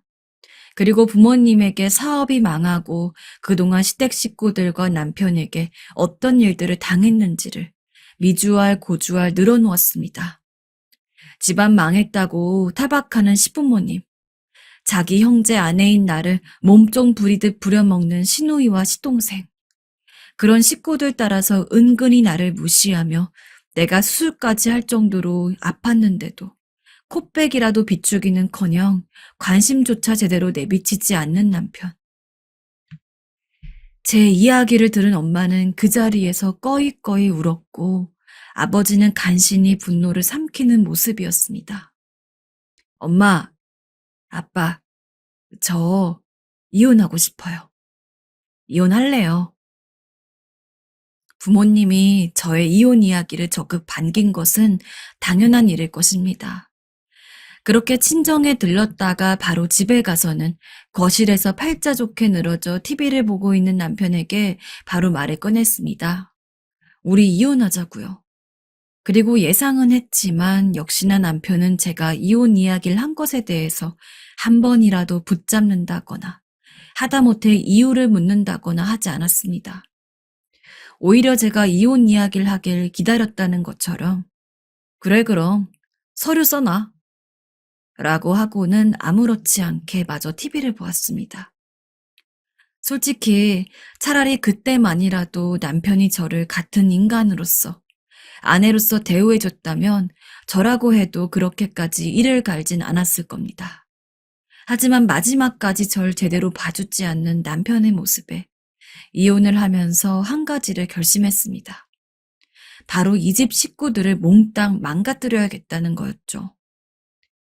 이혼을 하고 저는 다시 꾸준히 치료를 받으며 비로소 완치 판정을 받았습니다. 그리고 마침 아버지도 사업을 다시 일으켜서 저희는 오히려 처음 남편과 결혼할 때보다도 더 부유하게 살게 되었습니다. 아마 아버지는 제가 시댁 식구들한테 당한 고난을 듣고 더욱더 열심히 일하셨을 겁니다. 암에 걸린 것도, 그 집 식구들한테 그런 꼴을 당한 것도 다 이 아비가 못난 탓이다. 아버지는 종종 술을 마시면 저를 붙잡고는 한탄처럼 혹은 넋두리처럼 저런 사과를 하다가 잠들고는 하셨어요. 마음이 너무 아팠습니다. 아버지 사업이 망한 것도, 제가 암에 걸린 것도, 하다못해 시댁 식구들한테 인간 같지 않은 대우를 받은 것도 그 무엇 하나 아버지 잘못은 없었는데 제가 힘든 것들이 아버지에게 짐으로 자리한 것 같았거든요. 엄마도 애써 티는 안 내려고 하는 것 같았지만 종종 저 모르게 눈물을 흘리시고는 했습니다. 남편과 남편 가족 때문에 온 가족이 힘들었던 시기였습니다. 하지만 아버지가 결국 제게 하고 아버지는 제게 하고 싶은 건 다 하라면서 제게 무조건적인 지원을 약속했습니다. 덕분에 저는 아버지 도움으로 목 좋은 상가 건물 1층에 개인 카페를 차려서는 장사를 시작했습니다. 사업이 망하기 전에 워낙 커피나 디저트류를 좋아하다 보니 제가 직접 메뉴를 고안하는 것에도 관심이 있었었는데 그 당시 경험을 바탕으로 제 카페만의 특색 있는 메뉴를 개발하다 보니 SNS 등으로 입소문이 타서 손님들이 많아져가지고 이후부터는 아버지 도움을 받지 않아도 제 힘으로 남들보다 더 잘 벌어먹고 살 수 있었습니다. 그렇게 제 삶이 안정된 순간, 저는 이혼할 때부터 갈고 있던 복수의 칼날을 들이밀 시간이 왔다는 것을 체감했습니다. 그래서 미리 계획해둔 것들을 차근차근 하나하나 터뜨렸습니다. 시부모님 회사에서 격리로 일할 때 세금이며 뭐며 돈 관련된 건 모두 제가 하다 보니까 혹시나 싶어서 일을 그만둘 때도 당시 그곳에서 일했던 자료들을 전부 개인 자료로 백업한 뒤 그만두었었습니다. 그리고 시부모님은 저에게 일을 시킬 때 최대한 세금을 안 내는 방법으로 머리를 굴려보라면서 불법적인 방법으로도 탈세를 시켰죠. 그래서 제가 가져온 자료들을 증빙 자료로 하여 세무서에 탈세로 신고를 했습니다. 그리고 지금도 탈세를 하고 있을 테니 조사라도 해봐야 한다고요. 물론 이뿐만이 아니었습니다. 저를 좀처럼 부려먹던 시누이는 평소 SNS에 자기를 과시하는 것을 무척 좋아했는데 시누이 SNS를 확인해 보니까 무슨 잘 나가는 치과 의사랑 결혼을 한다면서 자기 예비 남편이 어디에서 일하는지도 다 적어놨더라고요. 그래서 제가 직접 시누이에 대해 알려줄 자료들을 정리해서 프린트해가지고 그 치과로 찾아가서 의사 본인과 만났습니다. 그리고 시누이가 과거에 3년간 머리 노랗게 물들인 양아치랑 동거를 했으며 행실을 바르게 하지 않아 임신을 했다가 낙태를 한 사실도 알려주고 당시 남자친구가 있을 때도 다른 남자들을 만나왔기에 지금 그쪽을 만나면서도 다른 남자를 만나고 있을 확률이 높다. 믿져야 본전이니 알아보기라도 하라면서 시누이에 대한 온갖 이야기를 다 말해주었습니다. 그게 정말인가요? 시누이 남편이 될 뻔한 사람은 참 사람이 선량해 보이더군요. 전혀 시누이가 그런 짓을 할 거라곤 생각도 못한 얼굴로 제게 되물었습니다. 그래서 미리 준비해둔 자료들을 하나하나 보여주었습니다. 제가 아직 이혼을 하지 않았을 때 시누이는 제가 자기 말에 무조건 휘둘릴 사람이라고 생각했는지 멍청하게도 자기 치부가 될 만한 사실을 모두 저한테 의논했었습니다. 예를 들어 애를 지워야 하는데 낙태할 만한 병원을 알아봐 달라는 등, 이번에 동거하면서 뭘 하려고 하는데 이런 건 어디서 구해야 하냐는 등, 신우 입장에서는 그냥 본인이 알아보긴 귀찮고 가족들 시키기도 애매하니 자기가 마음대로 쓰기 딱 좋은 저에게 이야기한 것이겠지만, 신우이의 멍청함 덕분에 저는 신우이의 결혼을 완벽하게 망칠 수 있었습니다. 나중에 보니까 신우이는 자기 SNS도 싹 지우고 아예 종적을 감춘 모양이었죠. 그 외에도 시어머니가 강남 하우스 도박판에 들락거리며 시아버지 몰래 현금 5억을 날려먹은 것까지 전부 까발렸습니다. 일부러 시아버지의 답장도 받지 않았습니다. 어차피 제가 시아버지랑 굳이 더 연락을 할 이유도 없었으니까요. 몇 년간 벼르기만 했던 걸 실제로 행동에 옮기니 정말 속이 다 시원했습니다. 나중에 시간이 좀 지나고 알아보니까 시부모님 회사는 세무조사를 받고 있고, 시아버지랑 시어머니는 이혼을 하지 않았지만 사이가 남보다 못하다고 하더라고요. 그 와중에 시동생은 집에 있는 돈으로 사업을 하려다가 말아먹었다고 하고, 전 남편은 이에 대한 뒷수습을 하느라 바쁜 모양이었습니다. 정말 알터니가 빠진 듯 속이 시원해서 그날 부모님한테 이 사실을 이야기하고 셋이서 거하게 저녁을 차려 먹었습니다. 이제 더 밝힐 것도 없지만 남편한테 이 모든 것이 제가 꾸민 사실이라는 걸 알려주기 위해 마지막으로 문자는 남겼습니다. 당신은 내가 그냥 집망해서 아무 말도 못하고 순종하는 머저리인 줄 알았지? 내가 이날을 얼마나 기다렸는지 몰라.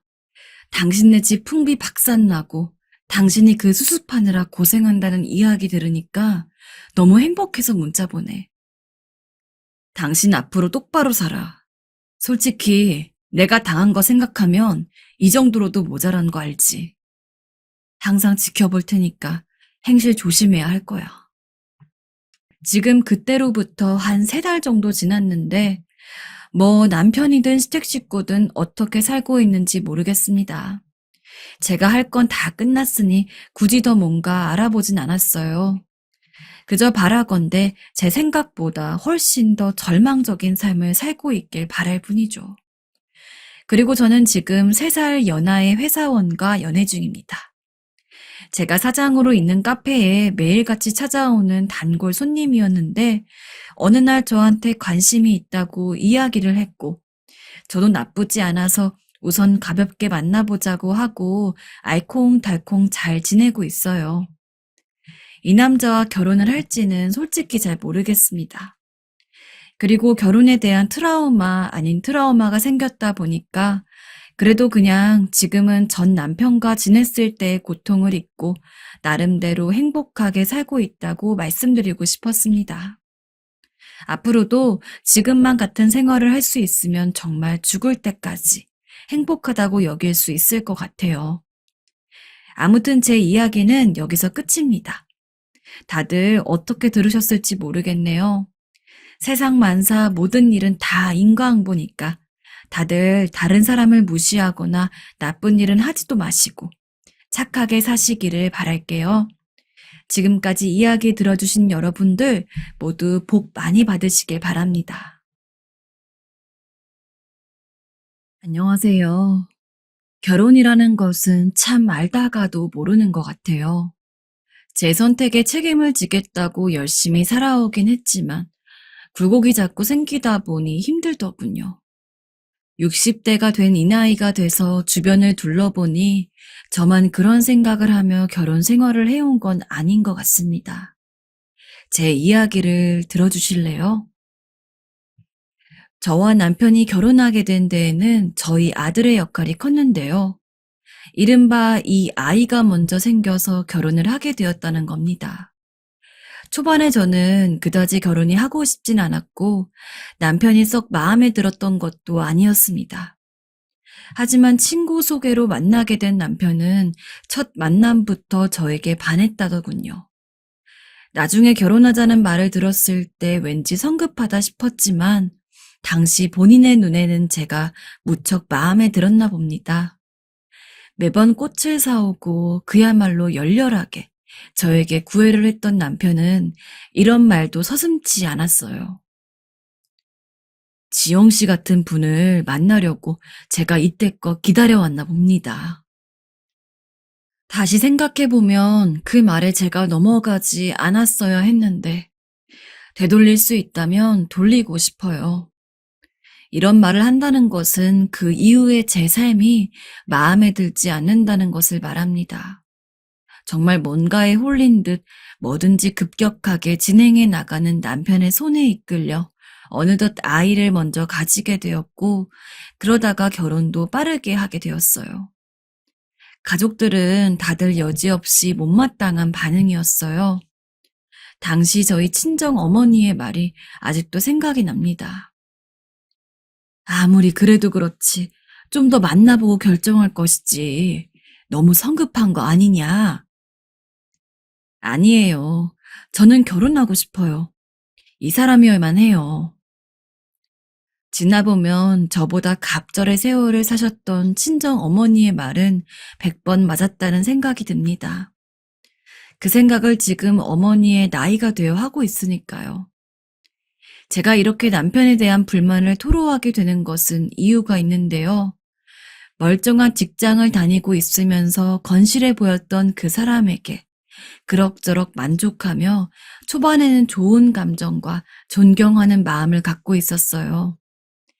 남편을 다소 못마땅해 하셨던 저희 친정 식구들에게도 무척 살뜰하게 잘해주었고, 동네 사람들도 다들 저보고 신랑감 잘 얻었단 소리를 했었어요. 우리는 85년도에 결혼을 했고, 그렇게 모든 게 다 무난하게 시작될 거라고 생각했던 저의 바람과 우리 부부의 미래는 전혀 다르게 길이 갈리게 되었습니다.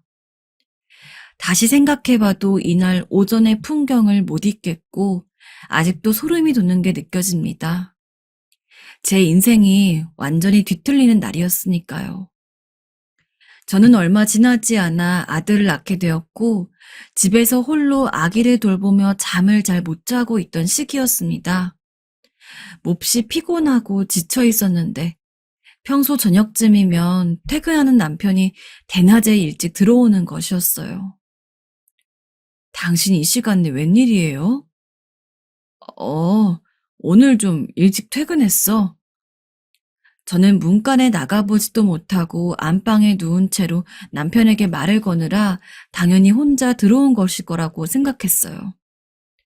그래요? 그럼 밥은? 하고 말을 이어가려는 게 그 순간 이상한 소리가 제 귀에 꽂히게 되었어요. 아무리 다시 들어봐도 그 소리는 아기 울음소리였어요. 이때 저도 품 안에 아기를 안고 있었기 때문에 아기 울음소리가 나는 건 이상한 일이 아니었어요. 그러나 제가 몸을 일으켜서 눈을 희번덕거리며 주변을 살피게 된 것은 제 품에서 나는 소리가 아니었기 때문이에요. 분명히 저와 아이가 있는 방이 아닌 그 밖에서 울려 퍼지고 있었습니다. 이게 무슨 소리지? 저는 놀라서 한참을 두리번거리는데 갑자기 남편이 안방으로 들어오더니 저에게 아주 곤란한 얼굴로 말을 하더군요. 듣는 순간 듣고도 믿을 수가 없어서 차라리 기절하고 싶을 지경이었어요. 여보, 저기 애기를 하나 데려왔어. 내 애기야. 뭐라고? 아니, 그게 무슨 소리예요? 아이라니. 이제 막 출산한 지 얼마 안 된 산모에게 이게 무슨 소리라는 겁니까? 나는 남편의 아이를 낳아서 품고 있는데 남편의 아기가 또 있다니요. 정말 바보 같게도 제가 아기를 또 낳았는데 잊고 있었던 걸까 하는 말도 안 된 생각이 잠깐 스쳐갈 정도로 머릿속이 엉망이었어요. 그 정도로 남편의 말에 집중이 도무지 되지 않았습니다. 그러던 사이 존재 모를 아기의 울음소리가 현관 쪽에서 더 크게 울려 퍼지기 시작했고 남편은 다급한 얼굴로 뛰어가더니 그 정체를 저에게 안고 달려오더군요.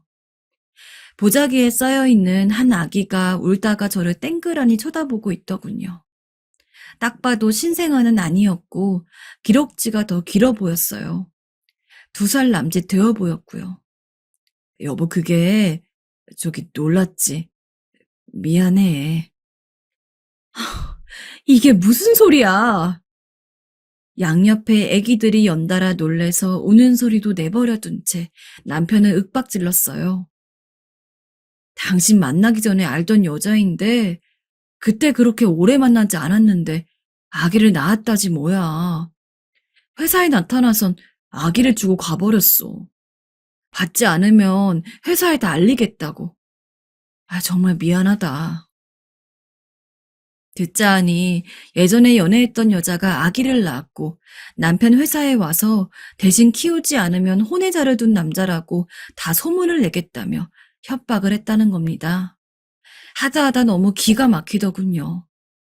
남편은 계속 제 눈치를 보며 우물쭈물 말을 이었어요. 어쩜 이렇게 들으면 들을수록 한심한 소리만 늘어놓는 걸까요? 저기, 당신도 알잖아. 우리 회사 들어간 지 얼마 안 됐고, 나 정말 어렵게 이 자리에 앉은 거야. 거기서 안 받겠다고 밀어내면 아직 우리 아기도 그렇고 이 집도 있는데 나 회사 그만두면 안 되잖아. 너무 머리가 아프고 지끈거리고 한쪽 눈까지 얼얼하게 느껴졌었어요. 실제로 남편이 결혼하면서 장만한 집엔 빚이 많이 있었고 그나마 회사가 탄탄했기 때문에 겨우 구할 수 있었던 곳입니다. 이러나 저러나 남편은 열심히 일해야 하는 형편이었어요.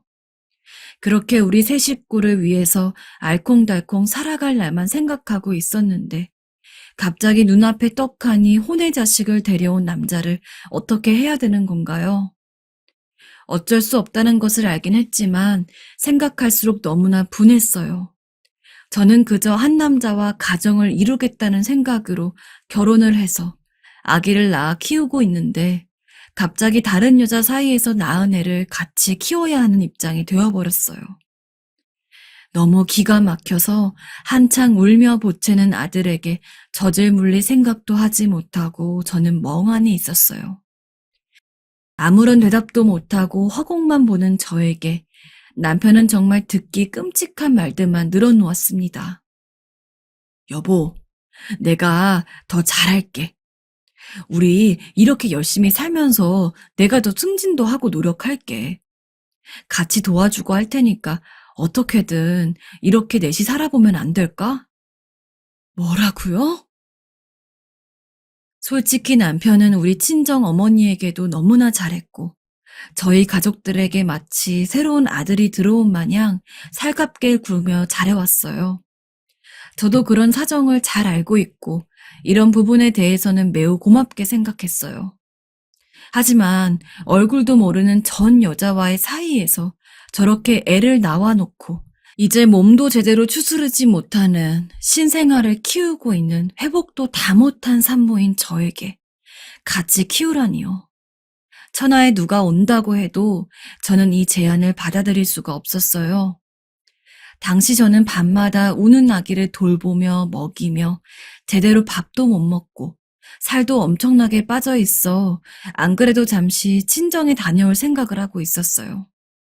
혼자 있게 될 남편이 걸려서 결정을 못하고 있었는데 이 와중에 혹을 더 달고 들어와 버린 남편을 보니 더 이상 망설일 것이 없어지더군요. 저는 힘든 와중에도 본인을 생각했는데 그런 건 전혀 여념치 않고 저렇게 모든 걸 저한테 떠맡길 생각을 하는 모습을 보니까 정말 있던 정 없던 정이 다 떨어지더군요. 계속 울어대는 그 2살 배기 아기와 남편을 그 집에 홀로 두고 저는 친정으로 와버렸습니다. 집에 와서 제 이야기를 들으신 두 분은 노발대발 하셨고 이렇게 화내주시는 부모님을 보니 속이 시원하기도 하면서 한편으로 부모님 속을 또 썩인 것 같아 가슴이 아프더군요. 뭐야? 어디서 혼의 자식을 달고 와? 당장 김서방 불러. 두 분은 그렇게 남편을 호출하셨고 허겁지겁 달려오는 길에 그 애기도 또 데리고 왔지 뭡니까. 직접 두 눈으로 봐버린 부모님은 걷잡을 수 없이 분노하셨어요. 이보게, 자네 우리한테 뭐 하는 짓인가? 우리 딸도 임신시켜 데려가더니 제정신인가? 폭포처럼 쏟아지는 비난의 소리 앞에 남편은 그저 얼굴이 벌개져선 아무 말도 못하고 옆에 놓여있는 아기는 눈을 번쩍이며 큰 소리가 나는 어른들의 광경에 더 얄궂게 울어댔어요. 부모님은 큰 결심을 하신 듯 남편에게 통보하셨고 저 역시 듣고 너무 놀라 몸이 굳었습니다.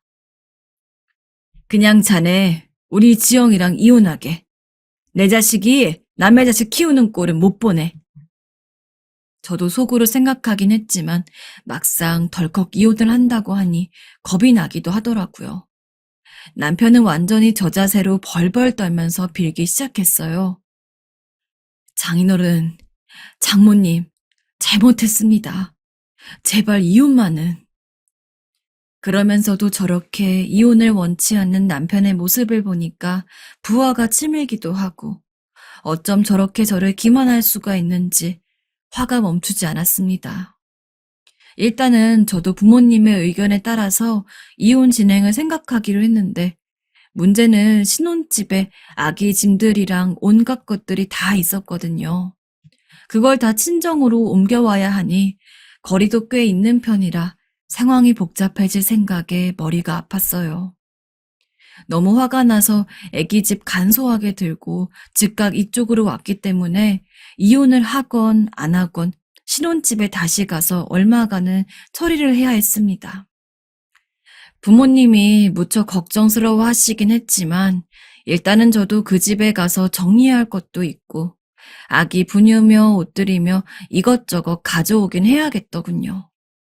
그래서 딱 한 달만 그 집에서 아기를 돌보며 집 정리를 하고 이혼을 해서 나올 심산으로 집에 가는 길 단 한마디도 하지 않고 남편과 함께 돌아갔어요. 집에 오자마자 남편은 제 눈치를 엄청 보았고 매일같이 칼퇴근을 하고 신경을 쓰더군요. 그 와중에 저는 또 다른 고민이 있었는데 참 이런 걸 왜 또 제가 고민하고 있는 건지 너무 스트레스였습니다. 마음 같아서는 모른 체 하고 싶었지만 사람인지라 도저히 외면할 수 없는 문제였습니다. 바로 남편이 데려온 혼외자 때문이었는데 어쩔 수 없이 이 집에서 넷이 부둥켜 살다 보니 아기를 그냥 아예 신경도 안 쓰고 있을 수 없는 노릇이었어요. 아침 시간이나 밤 시간에는 남편이 눈에 불을 켜고 눈치를 보며 돌보긴 했으나 그마저도 얼마나 꼴사나웠는지 모릅니다. 나와의 사이에 둔 자식은 내 품에 맡겨두고 그 여자아이는 자기 아니면 볼 사람이 없어 그런지 몰라도 엄청 애를 먹어가며 돌보더군요. 아마도 그것까지 저에게 맡겼다간 당장 쫓겨날까봐 그랬는지도 몰라요. 하지만 아무래도 남자가 돌보는 거여서 그런지 그 애기는 계속 앵앵대며 울어대고 너무 시끄러워졌어요. 더 보고 있을 수 없어 저는 남편에게 소리를 질렀습니다. 이리 좀 나와봐. 애 좀 조용히 시켜야 될 거 아니야? 하면서 씩씩거리며 아기에게 다가갔어요. 보니까 아기가 제 엄마에게 제대로 케어도 못 받았는지 분명 2살쯤 되었다고 들었는데 아주 작고 빼싹 말라서 젖병을 제대로 물지도 못하더군요.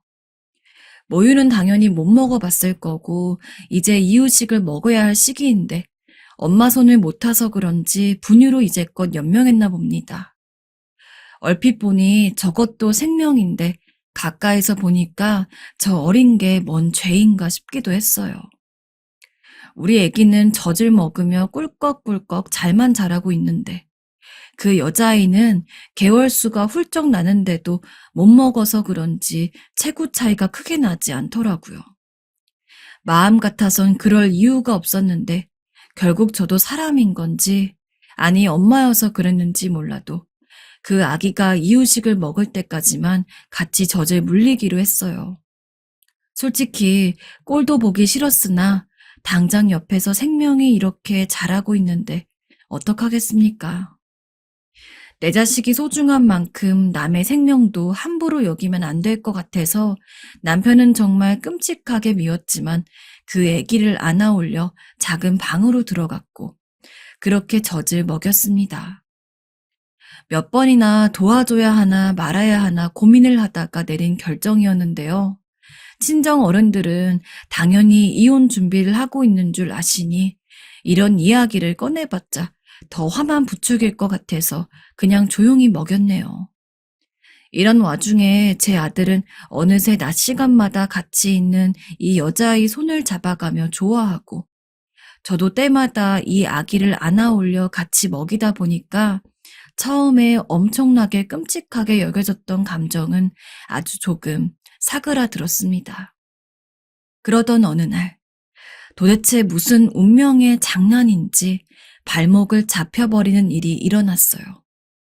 바로 혼외자 아기 때문이었는데 이 아기가 몇 번 젖을 먹더니 이제 자꾸 눈을 저에게 맞추고 제 주변으로 와서 착착 감기는 겁니다. 며칠 모유 좀 먹였다고 볼살이 통통하게 오르고 얼굴에 혈색이 도는 아기가 제가 안아 올려서 젖을 물리니 옹알이를 엄청나게 하는 겁니다. 한창 말할 시기인데 좀 안 됐다 싶기도 하고 그런데도 이렇게 젖을 먹어야 되는구나 싶어서 그냥 멍하니 생각하고 있었어요. 그런데 아기가 제 머리카락을 잡고 당기더군요. 직 당겨지는 느낌이 순간 아파서 아기를 획 쳐다보았어요. 그런데 이후 아기가 하는 행동에 저는 쇠뭉치에 댕강 얻어맞은 듯 숨이 멎었습니다. 젖을 먹다가 제 머리카락을 손에 감고 당기더니 그 작은 눈이 갑자기 샥 접히면서 반달눈이 되었어요. 그러더니 저에게 옹알옹알 거리는 거예요. 그렇게 쌩글거리며 씩 웃는데 가슴 한 군데를 도려내는 듯 얼마나 마음이 아프고 휑했는지 모릅니다. 제가 젖을 먹이는 동안 저와 체온을 나누기도 했고 그렇게 안겨서 잠을 재우기도 했던 며칠 밤이 지나 이 아기가 저에게 처음으로 했던 옹알이였어요. 그간에는 울기만 했고 쌕 소리만 내고 제대로 의사 표현도 못했고 안쓰러울 정도로 말은 최고였어요. 저도 제 자식을 생각하니 저 아기가 안쓰러워서 순전히 그저 저 생명만 보고 먹인 것밖에 없었어요. 여전히 제 피부치는 아니고 남편은 소름 끼치게 싫었습니다. 하지만 저 아기가 저를 저렇게 힘껏 붙들고 처음 뱉었던 엄마 소리에 가슴을 두드려 맞은 듯한 아픔이 느껴지더라고요. 내가 자기를 먹여주고 안아줘서 엄마라고 생각한 건지, 그 전에 엄마에게는 그런 걸 못 느꼈던 건지, 저랑 만난 지 10여일 만에 웃어 보이는 아기를 보니 너무 울컥했습니다. 본인이 원해서 태어난 것도 아니고 이 아기는 아무것도 선택할 수 없었을 것이잖아요. 당시 저는 80년대 나오던 드라마들을 보며 혼외자들의 이야기가 가끔 등장하거나 동네 수다거리로 나오면 즉각 반발하고 불같이 화를 냈었어요. 배우자의 인격을 완전 무시하고 말살하는 행위라고 여겼었어요. 문득 스쳐가는 그때의 생각들을 하면서 그게 내 일이 되어버린 것도 참 어이가 없고 기가 막혔지만 반면 내가 그래도 어미가 되어 그런지 이제 이런 것들을 쉽게 생각지 못하는구나 싶어 복잡해지더군요.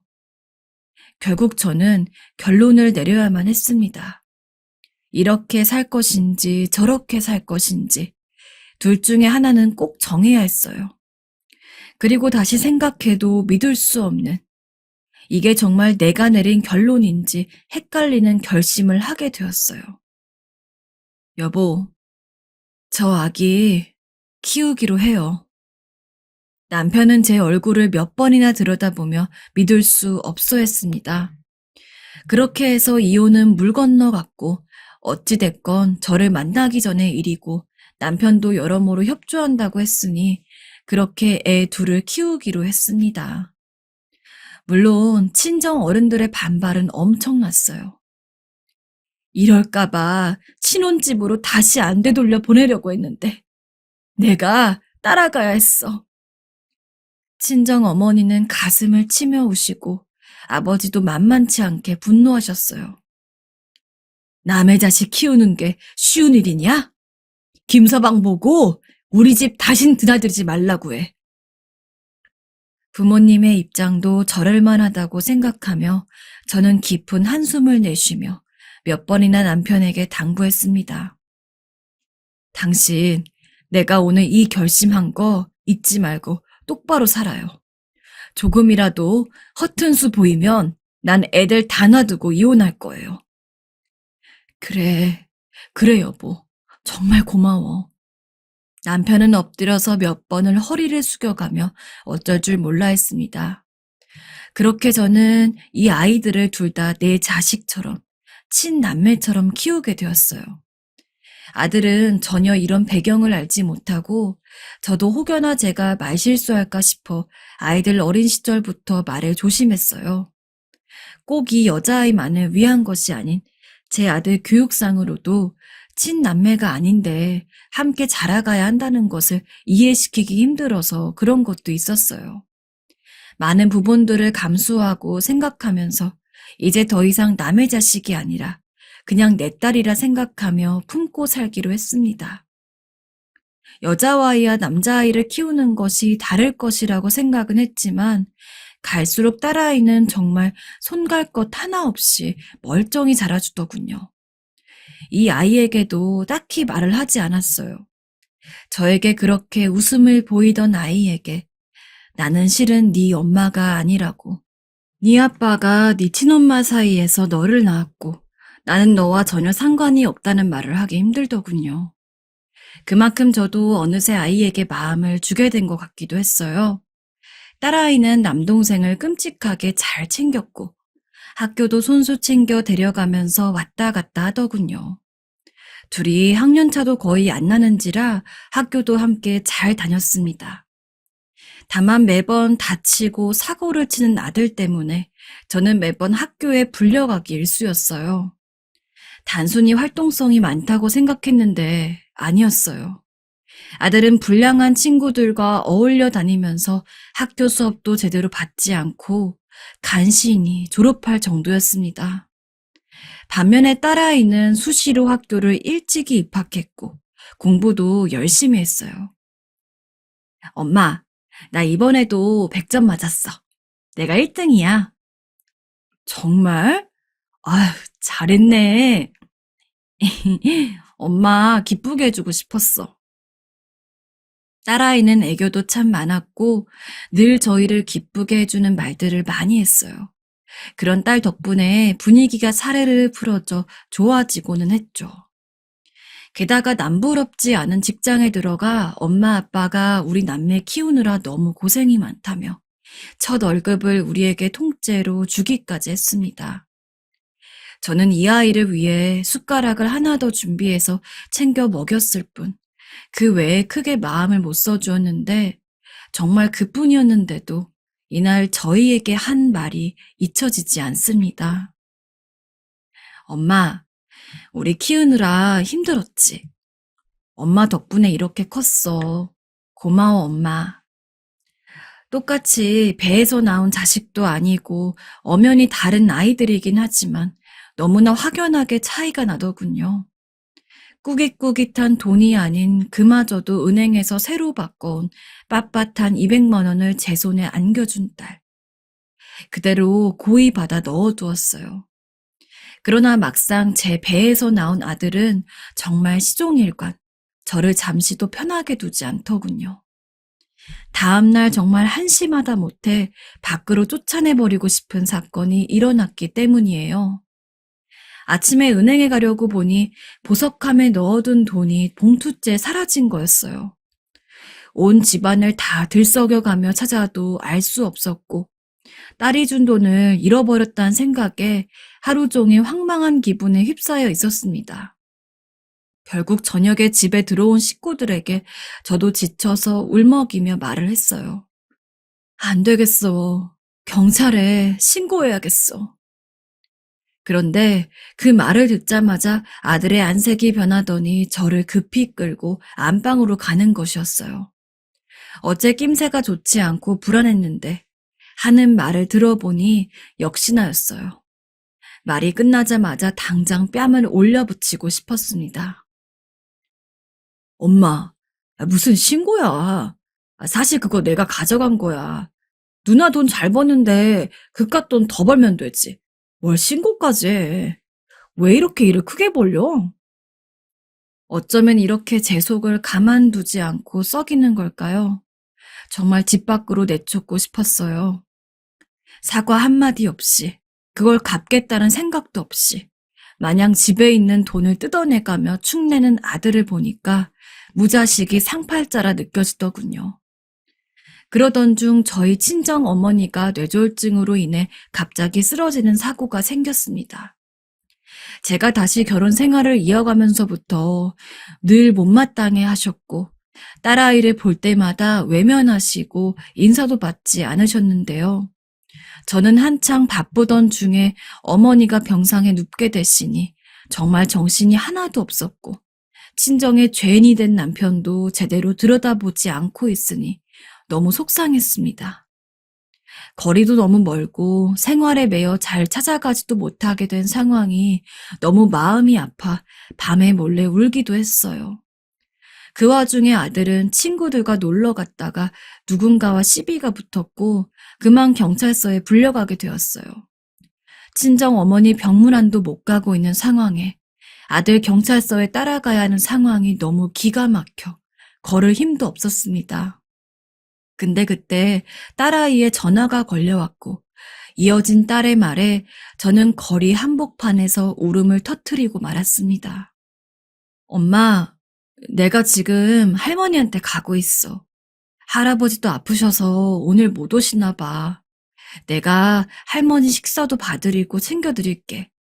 우리 엄마를 낳아준 할머니니까 내가 보살펴 드릴 거야. 엄마 너무 걱정하지 마.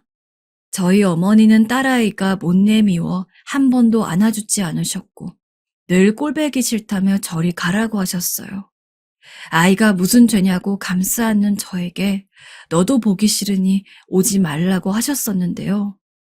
그래도 연세가 많아지시면서 몸도 아프시고 마음이 약해지셨는지 가끔 저보고 오라고 하셨어요. 상황이 늘상 이렇게 아들 때문에 꼬이고 바빠 일하다 보니 제대로 찾아뵙지 못해 너무 한스러웠어요. 그런데 이런 제 마음을 딸이 아는 건지 그 다음 말에 목이 턱턱 메었습니다. 엄마, 울지 말고 어제 방에서 엄마 우는 소리 들었어. 나 너무 마음 아팠어. 엄마가 울면 나도 아파. 울지 마, 엄마.